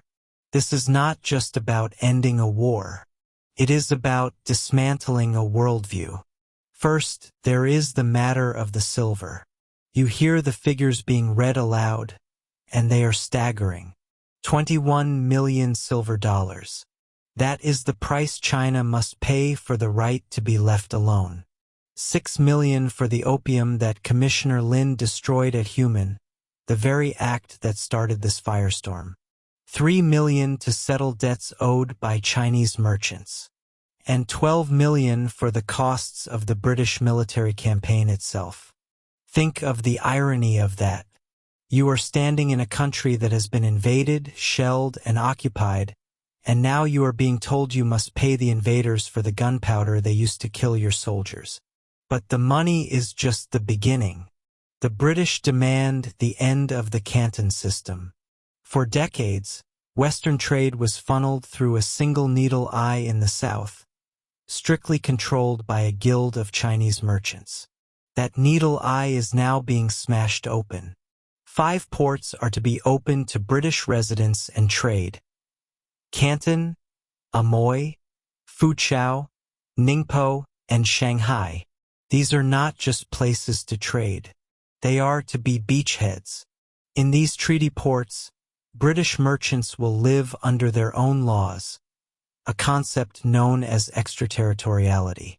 If a British sailor kills a Chinese peasant in the streets of Shanghai, he will be tried by a British consul, not a Chinese judge. The law of the land no longer applies to the foreigner. You look at the map spread out on the table. Pottinger points to a small, rocky island at the mouth of the Pearl River. It is a place that the British have already been using as a base, a place they call a barren rock. Its name is Hong Kong. The treaty demands that this island be ceded in perpetuity to the British Crown. It is to be a permanent piece of Britain anchored off the Chinese coast, a warehouse and a fortress that will never return to the Emperor's control. The most striking thing about this negotiation, however, is what is missing. You scan the text of the treaty, looking for the word that started it all. Opium. It isn't there. The very substance that has drained the empire of its silver, addicted its people, and brought the British fleet to the walls of Nanking is not even mentioned in the final document. The British do not need it to be legal. They have just forced open the doors so wide that the legality of the cargo no longer matters. By opening the 5 ports and stripping away the power of the Chinese state to regulate trade, the British have ensured that the opium flood will become a deluge. You watch as the Qing officials take up their brushes. There is a profound silence in the cabin, broken only by the creaking of the ship and the distant cry of a gull. As the ink dries on the paper, you realize you are witnessing the birth of a new world order. The Middle Kingdom, the center of the universe, has been forced to sign a document that acknowledges, for the first time, that it is no longer the supreme power. It is now just one nation among many, and a defeated one at that. The signing of the Treaty of Nanking on August 29, 1842, is often called the start of the century of humiliation. But as you stand on the deck of the Cornwallis, watching the British celebrate with a royal salute of 21 guns, you see the immediate physical toll. The smoke from the cannons drifts over the Yangtze, obscuring the view of Nanking. The emperor in Beijing, when he receives the news, will be devastated. He had hoped for a compromise, a way to make the barbarians go away and return to the old ways. Instead, he has received a noose. The news of the treaty ripples out from Nanking like a shockwave. In the treaty ports, there is a mix of terror and opportunity. In Shanghai, you can almost see the future rising. It is currently a modest walled city, but with the signing of this paper, it is destined to become a sprawling, international metropolis, a place where East and West will collide in a chaotic, often violent embrace. But for the common people of China, the treaty brings no peace. The $21 million in indemnity will not come from the emperor's private treasury. It will come from taxes squeezed from the peasantry. The opening of the ports will bring cheap foreign textiles that will ruin the local cottage industries. And the opium will continue to flow, more freely than ever, reaching deeper into the interior, into the lungs and veins of the workers, the soldiers, and the scholars. As you prepare to leave the ship and return to the shore, you take one last look at the British officers. They are toasted with wine, laughing, already planning their next moves. To them, they have brought progress, free trade, and the civilizing influence of the British Empire to a stagnant land. They do not see the ruins they have left behind. They do not see the bitterness that is already beginning to ferment in the hearts of the Chinese people. You step off the Cornwallis and back into your small boat. The Yangtze is wide, its waters timeless, but everything has changed. The Nanking noose has been tightened. The great Qing Empire is not dead yet, but it is bleeding. It has been forced to open its gates to a world that does not respect its traditions, a world that speaks the language of iron and steam. As you reach the shore and look back at the fleet, you realize that the First Opium War is over, but the transformation of China has only just begun. The treaty signed today is not an end. It is a prologue to a century of fire. You stand on a low ridge overlooking the Yangtze River Valley, but the view is not what you expected from the paintings of the old masters. There is no mist clinging to emerald peaks, no fisherman casting a net into a golden sunset. Instead, you see a world that has been bleached of its color. The valley floor is a patchwork of charred timber and gray silt. The silence is the first thing that hits you. It is a heavy, unnatural quiet that hums in your ears. There are no birds singing in the thickets because there are no thickets left. There is no lowing of cattle or the rhythmic clatter of looms from the village houses. You walk down toward the riverbank, and your boots crunch not on gravel, but on something brittle. You look down and realize the soil is white with the fragments of sun-bleached bone. This is the landscape of the Taiping aftermath. You are walking through the wreckage of what was, until very recently, the bloodiest civil war in human history. To understand how opium destroyed China, you have to stand here, in the dust of the mid-1860s, and feel the weight of 30 million ghosts. You continue your walk toward the city of Nanjing. Once, this was the glittering southern capital of the Ming, a place of high culture and soaring porcelain towers. Then it became the New Jerusalem of Hong Xiuquan, the self-proclaimed heavenly king who believed he was the younger brother of Jesus Christ. For a decade, it was the beating heart of a rebellion that promised to wash away the old world in a tide of fire and blood. But as you approach the city gates now, you do not see a celestial paradise. You see a tomb. The walls are scarred by the marks of 1,000 explosions. When the Qing Imperial forces finally breached these defenses, they did not come for a liberation. They came for a reckoning. You pass through the gate and the air changes. It becomes cool and damp, smelling of old smoke and stagnant water. You see the ruins of the Heavenly Palace, a structure that was supposed to represent the kingdom of God on earth. Now it is a skeleton of scorched cedar. You can almost see the ghosts of the 1,000 concubines and the fanatical soldiers who perished within these walls. You sit on a fallen pillar and try to process the scale of what happened here. The Taiping Rebellion was not just a war of armies. It was a total war that consumed every aspect of life. You remember the stories of how the rebels banned opium, how they promised a purer world free from the foreign poison. And yet, as the rebellion ground on, as the sieges tightened and the food ran out, that purity curdled. You see the irony in the dirt at your feet. Even here, in the ruins of a movement that supposedly hated the drug, you find the small, discarded porcelain bowls used for smoking. In the end, when the world was ending, the soldiers and the starving citizens turned back to the only thing that could numb the horror. You leave the city and trek back into the countryside, where the true cost of the conflict reveals itself. You encounter a group of survivors huddled under a lean-to made of thatched rice stalks. Their skin is the color of parchment, stretched tight over their cheekbones. They do not look at you with curiosity or fear. Their eyes are hollow, flat pools of exhaustion. This is the face of the great famine that followed the fighting. You realize that the bullets and swords were only the beginning. The real killers were the broken dikes, the untended fields, and the swarms of locusts that feasted on the abandoned land. You ask yourself how a civilization recovers from this. The answer you see around you is that it does not.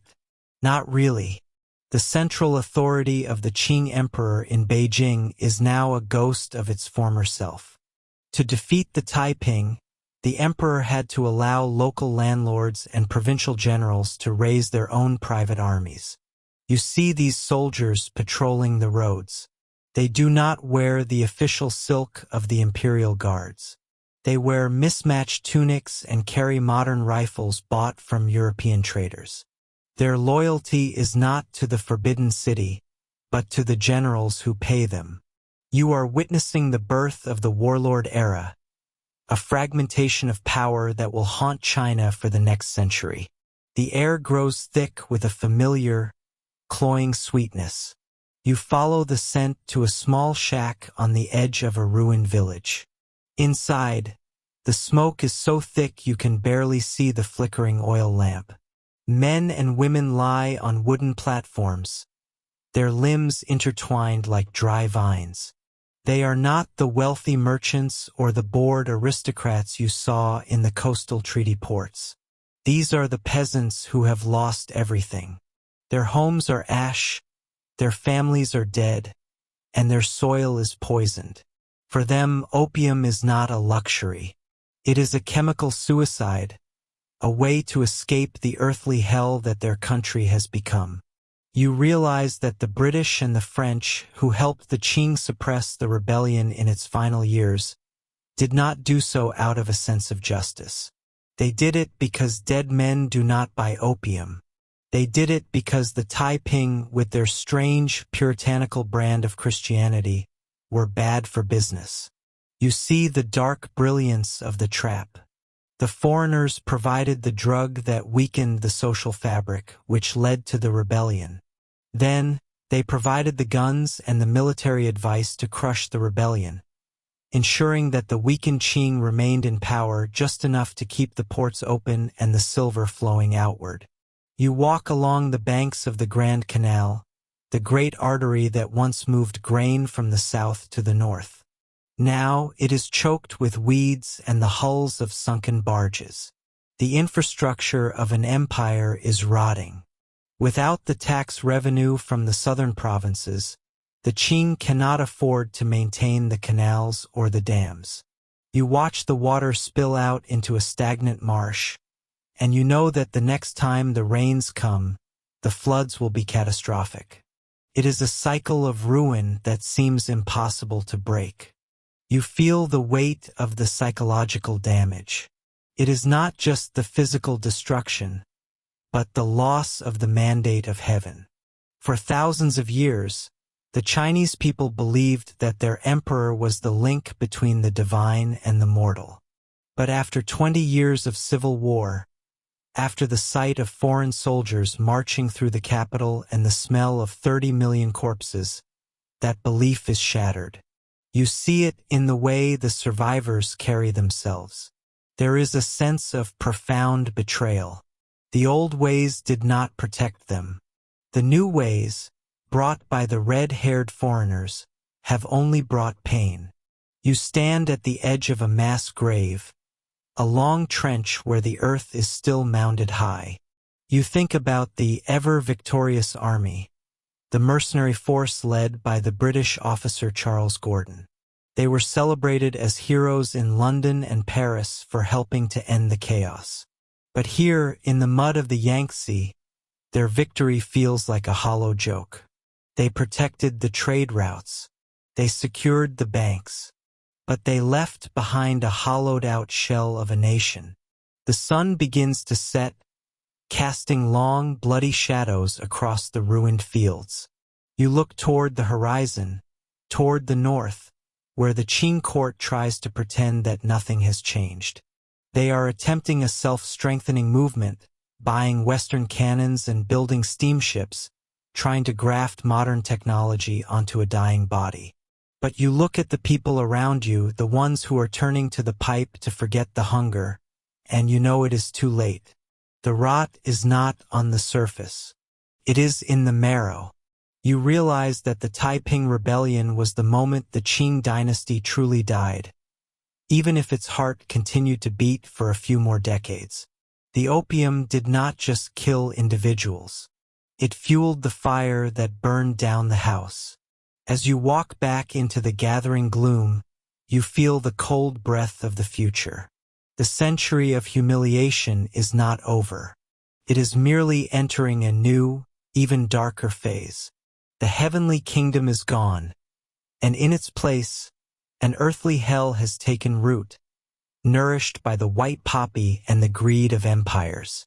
You leave the valley, but the smell of the smoke and the sight of the white bones stay with you, a reminder of the price a civilization pays when its foundations are turned to ash. You stand on the dusty road leading northwest from the gray stone walls of Beijing. It is October 1860. The autumn air is crisp, but there is a strange, heavy warmth blowing from the horizon. You can feel it on your skin, a dry heat that does not belong to the season. As you walk, you notice the sky is not the clear, brilliant blue typical of this time of year. Instead, it is choked with a thick, rolling haze of black and charcoal gray. It looks like a storm is brewing, but the clouds do not move with the wind. They rise in pillars, tall and unyielding, from a place just out of sight. You are walking toward the Yuanmingyuan, the garden of perfect brightness. To the Western world, it is known as the Old Summer Palace. But to call it a palace is like calling the ocean a pond. It is a sprawling masterpiece of 5 miles of gardens, lakes, and thousands of structures. It is the pinnacle of 5 centuries of Qing architectural genius. For the emperors of China, this was not just a vacation home. It was the center of the world. It was where they actually lived and governed, away from the stifling ancient ritual of the Forbidden City. As you draw closer, the smell hits you. It is the smell of a civilization being erased. It is the scent of sandalwood furniture, ancient silk scrolls, lacquered wood, and thousands of years of history all turning to carbon at once. You see the first signs of the devastation as you pass the outer gates. The British and French troops have been here for days. At first, it was a frenzy of looting.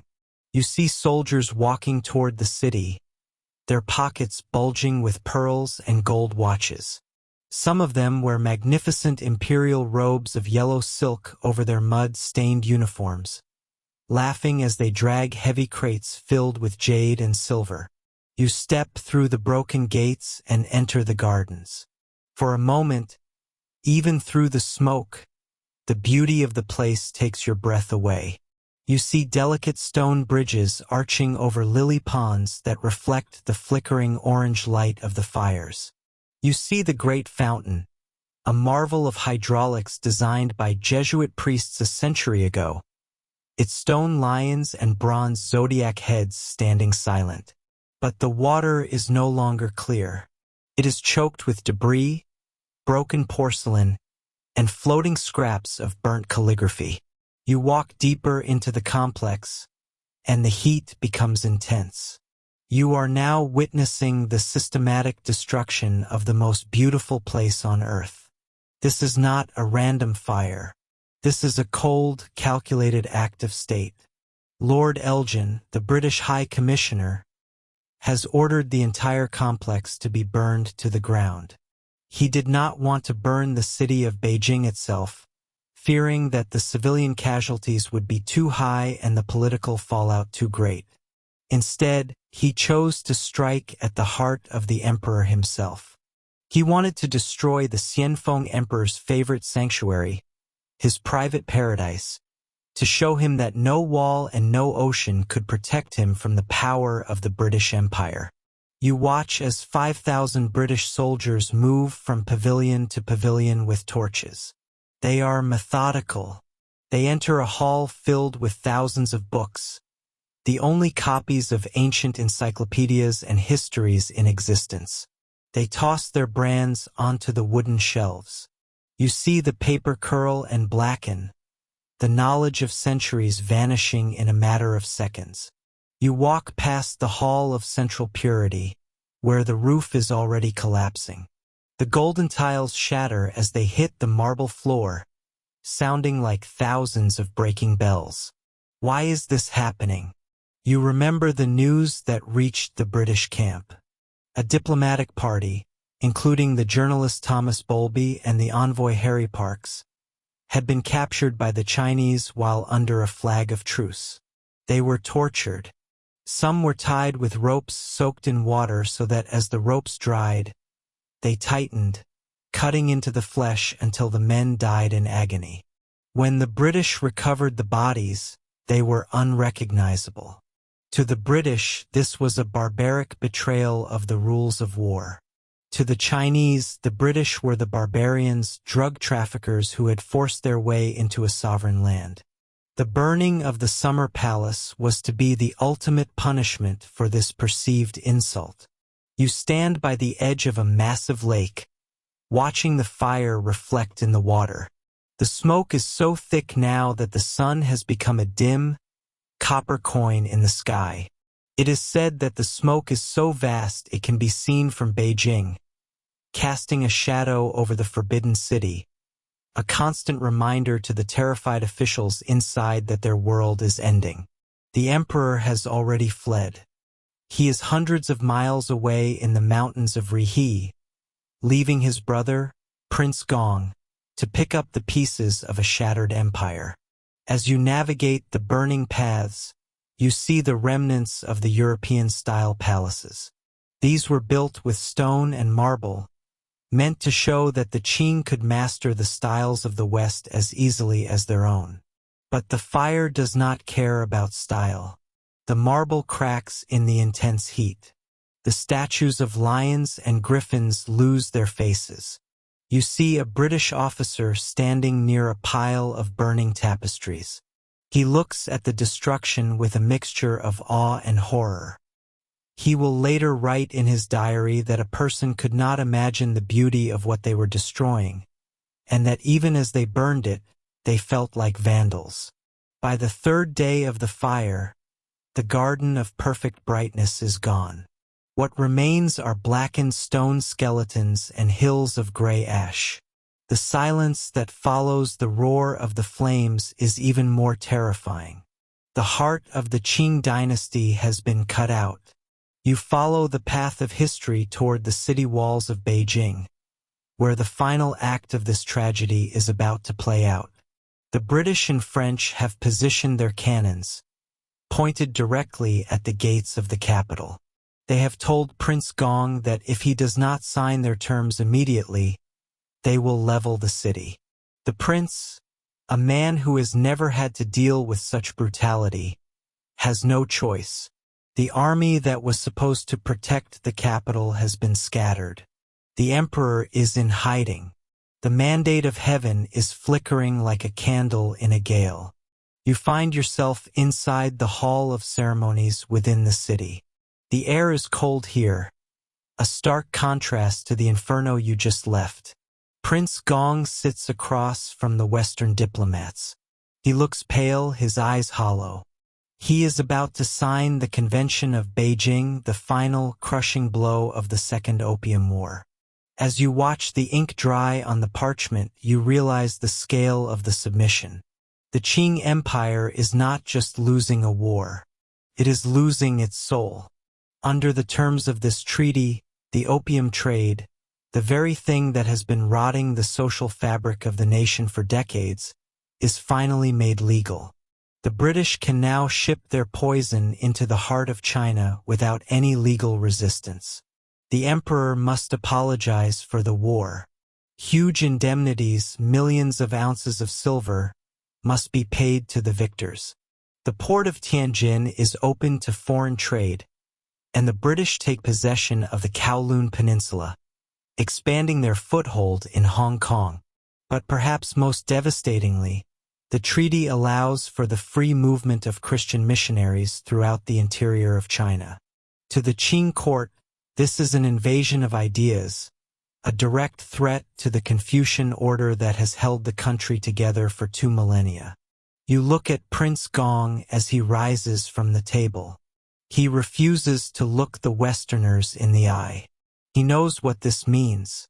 The great Qing, the empire that once saw all other nations as humble vassals, is now a subordinate. It is a giant that has been brought to its knees, shackled by debt and the very drug it tried to banish. As you leave the city and look back one last time, the smoke from the summer palace is still rising on the horizon. It will smolder for weeks. It is the funeral pyre of an era. The Opium Wars have reached their conclusion, but the destruction is only beginning. The empire is now a hollow shell, its wealth flowing out in silver, its people lost in the haze of the pipe, and its prestige burned to ash in the gardens of the emperor. You realize that while the fires may go out, the scars left on the land and the people will last for generations. The submission is total. The humiliation is complete. And as the sun sets behind the columns of smoke, you see the long shadow of the 20th century beginning to fall over a broken China. You are standing in the middle of a bustling marketplace in a provincial capital along the Yangtze River. The year is 1850. Around you, the air is thick with the scent of roasted chestnuts, raw silk, and the damp, earthy smell of the river. On the surface, it looks like the China of old. Merchants call out their prices, porters groan under the weight of bamboo poles, and the rhythmic clatter of wooden cart wheels over cobblestones provides a steady heartbeat to the city. But as you look closer, as you really watch the hands of the people moving through this space, you start to notice the rot. You see a farmer standing at a grain stall. He is weathered, his hands calloused from decades in the rice paddies. He reaches into a small hemp pouch and pulls out a handful of copper coins. These are small, round coins with square holes in the center, the currency of the common people. He counts them out carefully, his brow furrowed. He is trying to buy a simple bag of seed for the next planting. The merchant shakes his head. The price has gone up again. Not because the seed is scarce, but because the copper in the farmer's hand is becoming worthless. This is the hidden face of the opium crisis. While the history books often focus on the smoke of the battlefields and the treaties signed in grand halls, the true destruction of the Qing Empire is happening right here, in the palms of ordinary people. To understand how an empire that once held 1/4 of the world's population could collapse, you have to understand the silver. For centuries, China was the silver sink of the world. You might remember hearing how the Spanish galleons sailed across the Pacific loaded with silver from the mines of Potosi, all to buy Chinese silk, porcelain, and tea. For 300 years, the world poured its wealth into the Middle Kingdom. The Qing treasury was overflowing. Silver was the lifeblood of the state. It was the currency of big business, of international trade, and most importantly, it was the currency of taxes. But now, as you walk through this market, you are witnessing the great reversal. You see, the British did not just bring a drug into China. They brought a vacuum cleaner that was sucking the silver out of the country. By the mid-1800s, the amount of silver leaving China to pay for opium was staggering. We are talking about millions of taels every single year. You can almost feel the physical drain of it, as if the very soil under your feet is losing its richness. Because there is less silver in the country, the value of silver skyrockets. But the common people, like the farmer you just watched, do not earn silver. They earn copper. Imagine you are that farmer. You sell your crops for copper coins. In the good years, maybe 1,000 copper coins would buy you 1 ounce of silver. You take that silver to the local magistrate to pay your land tax. It is a system that has worked for generations. But now, because of the opium trade and the massive outflow of wealth, that same ounce of silver costs 2,000 copper coins. Then 3,000. Your taxes have effectively tripled, even though the government has not officially raised them a single cent.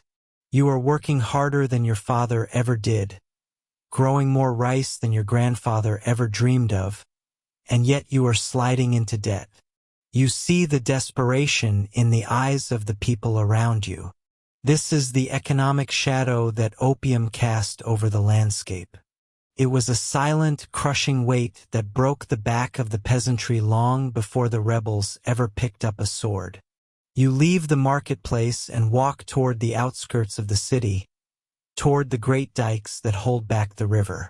You notice something unsettling. The stone walls are crumbling. Silt is building up in the channels, and the wooden sluice gates are rotting in their frames. In the glory days of the Qing, the Kangxi or Qianlong emperors would have sent thousands of laborers and massive amounts of silver to repair these vital lifelines.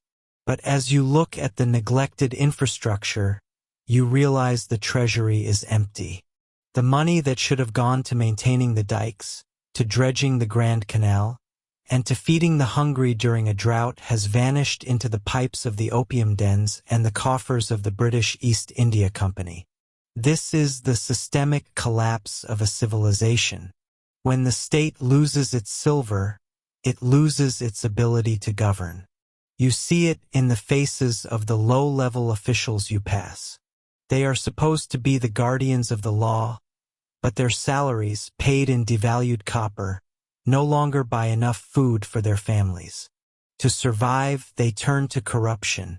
They demand extra fees from the merchants. They take a cut of the grain destined for the state granaries. They look the other way when the opium smugglers bring their crates ashore, as long as a few silver coins find their way into their pockets. The moral fiber of the bureaucracy is dissolving in the same acidic bath of economic ruin.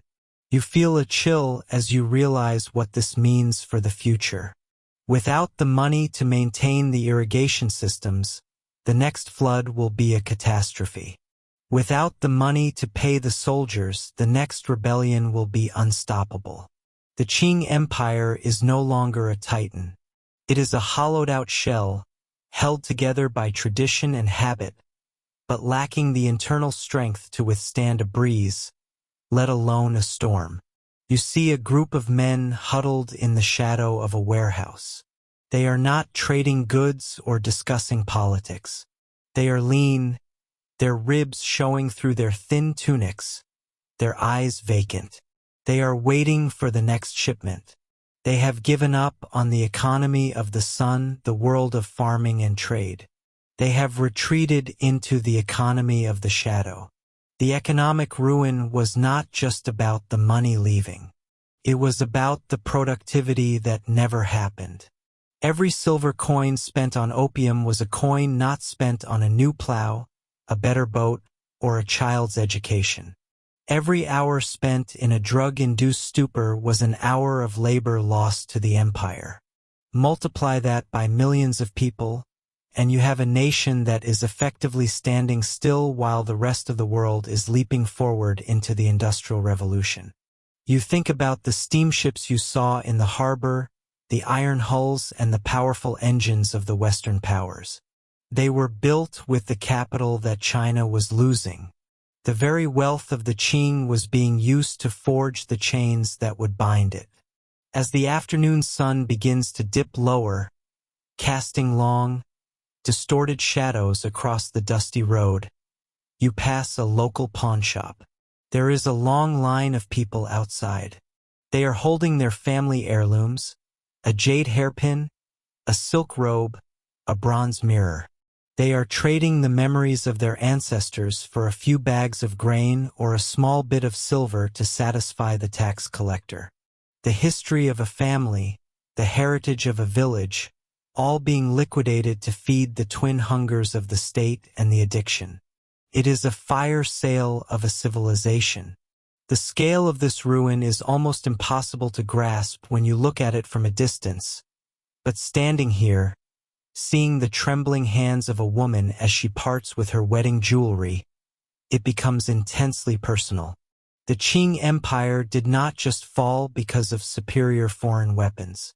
It fell because its foundation, the economic security of its people, was eaten away from the inside. The silver drain was a slow hemorrhage that turned a vibrant, wealthy superpower into the sick man of Asia. You see the shops closing early because there is no one left with the money to buy their wares. You see the grand houses of the scholar gentry falling into disrepair, their gardens overgrown with weeds because they can no longer afford the gardeners. You realize that this economic shadow is the true legacy of the 19th century in China. It is a period of contraction, of loss, and of a profound sense of betrayal. The people trusted the emperor to maintain the mandate of heaven, which included the prosperity of the land. But the mandate is slipping away, traded for the dark dreams of the poppy. The gold and silver that once flowed into the Forbidden City is now a ghost, a memory of a time when China was the center of the world. Now the center cannot hold. As you walk back toward the river, the sound of the water seems more ominous. It is the sound of a force that can no longer be controlled. You look out over the dark ripples and think of the millions of taels of silver resting at the bottom of the sea in wrecked ships, or locked away in London banks, or spent on a drug that leaves nothing behind but ash and broken lives. The economic ruin is complete. The stage is set for the great upheavals to come, for the rebellions that will soak this soil in blood, and for the final collapse of the imperial dream. The shadow has grown so long that it has swallowed the sun entirely, leaving a nation to wander in the dark, searching for a way to reclaim its soul from the wreckage of its wealth. You turn away from the river, the weight of the silver you do not have feeling heavier than any burden you could carry. The century of shadows has only just begun. You stand today in the center of a glass and steel forest. The air around you hums with the electric energy of 21st century Shanghai. Neon lights in shades of violet and crimson reflect off the puddles on the pavement, and the sound of the maglev train whistling in the distance reminds you that you are in one of the most advanced corners of the human world. To your left, a massive digital billboard displays the latest in aerospace technology. To your right, young professionals in tailored suits rush toward the stock exchange, their faces illuminated by the glow of smartphones. It is a scene of absolute, undeniable power. But if you look closely, if you step away from the glare of the charging bull on the bund and find the quiet corners where the old stones still sleep, you will realize that this entire sprawling metropolis is built over a scar.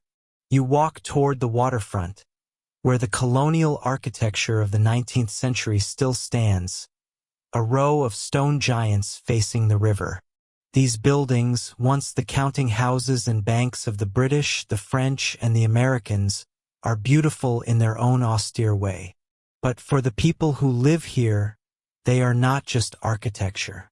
They are monuments to a time when China was not the master of its own house. You feel the wind coming off the Huangpu River, cold and carrying the scent of salt and diesel, and you realize that the story of opium did not end with the fall of the Qing dynasty.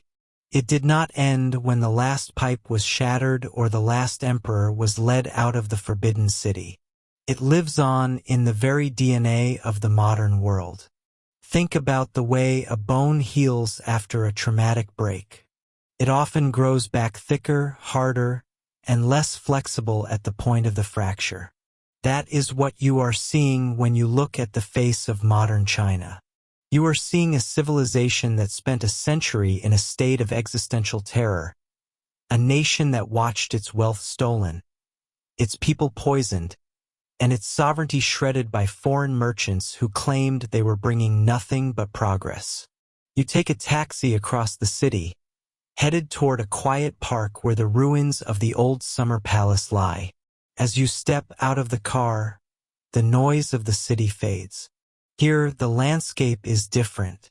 You walk among the broken pillars and the toppled marble arches of the Yuanmingyuan.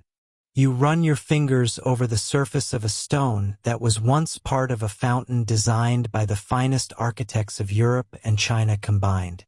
The stone is rough, pitted by the fire that consumed this place in 1860. You are standing in what was once the most beautiful garden on earth, a place of jade lakes and silk pavilions. Now it is a graveyard of stone. For you, it might be a scenic historical site, but for the millions of people who visit this place every year, it is a classroom of national memory. They call it the Century of Humiliation. It is a term you hear often now. It refers to that long, agonizing stretch of time from the first shots of the Opium War in 1839 to the founding of the modern republic in 1949. You realize that this century of shadows is the lens through which every modern policy, every trade deal, and every military maneuver is viewed. When you see a news report about trade disputes or maritime borders, you are not just seeing a disagreement between two modern nations. You are seeing the echo of the pipe. You are seeing the lingering fear of the Qing officials who watched the British ironclads steam up the Yangtze, realizing that their walls and their bows were no match for the industrial might of the West. You move through the crowds of schoolchildren who are being led through the ruins. They are quiet, their eyes wide as their teachers explain how the British and the French soldiers looted the treasures of their ancestors. This is where the modern reckoning begins. You see a young girl pointing at a sign that explains the history of the looting, her face a mask of solemn concentration. She is learning that the world is a place where the weak are devoured by the strong. She is learning that if you do not have the strength to protect your borders and your people, your history can be burned to the ground for the sake of a merchant's ledger. You find yourself wondering about the legacy of the drug itself. You remember the images of the emaciated men in the opium dens, their ribs pushing against their skin, their eyes lost in the haze of the poppy. That image remains one of the most powerful symbols in the collective consciousness of the East. You look at the modern world and you see the irony of history. For decades, the West looked at China as the sick man of Asia, a place of addiction and decay. Today, you hear the echoes of the opium wars in the headlines about the fentanyl crisis and the opioid epidemics ravaging the very nations that once forced opium into China. You realize that the roles have shifted in ways the Victorian merchants could never have imagined. The trade routes that once carried boxes of dark, Sticky resin from India to the ports of Canton now carry chemical precursors and synthetic compounds in the opposite direction. History has a cruel sense of humor, a way of bending the arc of justice until it forms a circle. You think about the British diplomats who argued that opium was a harmless luxury, no different from a glass of wine. You compare their words to the modern lobbyists and pharmaceutical executives who argued that their pills were not addictive, even as the bodies piled up in the small towns of the West. The faces have changed, and the substances have been refined in laboratories, but the mechanics of greed remain exactly the same. You leave the ruins of the Summer Palace and find yourself at a museum dedicated to the Opium Wars. In the center of the main hall, there is a massive statue of Lin Zexu, the commissioner who famously burned the British opium at Human. He is depicted as a man of iron, standing tall against the sea breeze, his eyes fixed on the horizon. In the history books of the West, he is often a footnote, a stubborn official who did not understand the inevitability of free trade. But here he is a saint. He is the man who had the courage to say no to an empire. You walk through the exhibits, looking at the rusted cannons and the tattered banners of the Qing soldiers. You see the treaties that China was forced to sign at the end of a bayonet. The Treaty of Nanjing, the Treaty of the Bogue, the Treaty of Tientsin. They are called the unequal treaties. You realize that for the people of this nation, these are not just documents. They are the symbols of a world where might made right. You see the maps of the concessions, where pieces of Chinese cities were handed over to foreign powers, governed by foreign laws, and guarded by foreign police. You think about Hong Kong, the rocky island that was taken as a prize for the opium trade. You remember the images of the 1997 handover, the British flag coming down in the rain. To the world, it was a diplomatic ceremony. To China, it was the closing of a wound that had been festering for 150 years. You sit on a bench outside the museum, watching the sunset cast long shadows over the city. You reflect on what you have learned on this journey through the history of the pipe. You have seen how a single substance, a beautiful flower turned into a dark poison, could topple an empire that had stood for millennia. You have seen how the desire for profit could blind a nation to its own morality.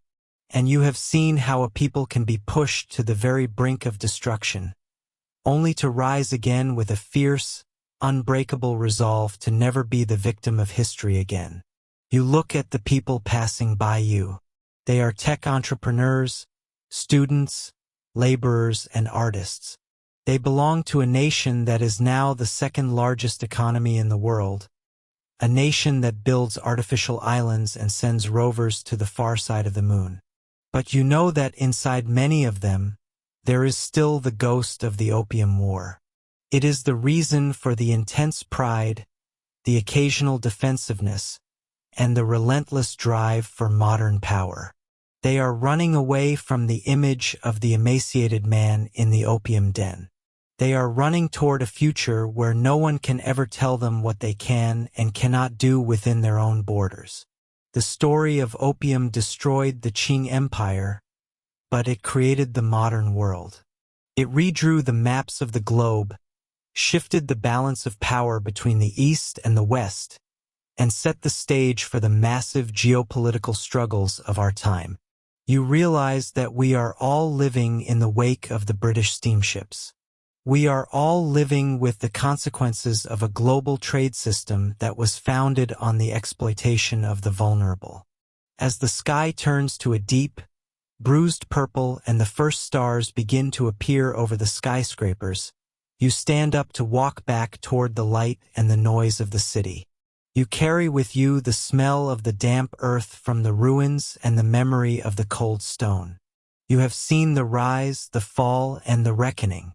The pipes are cold now, and the dens have been replaced by high-rise apartments, but the echoes of that long, dark century still ring out across the water.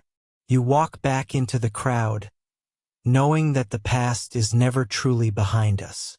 It is the shadow that walks beside us in the sun, reminding us of the cost of greed and the terrifying power of a single, small poppy to change the course of human destiny forever. The reckoning continues, and the world is still learning how to live with the ghosts of the pipe.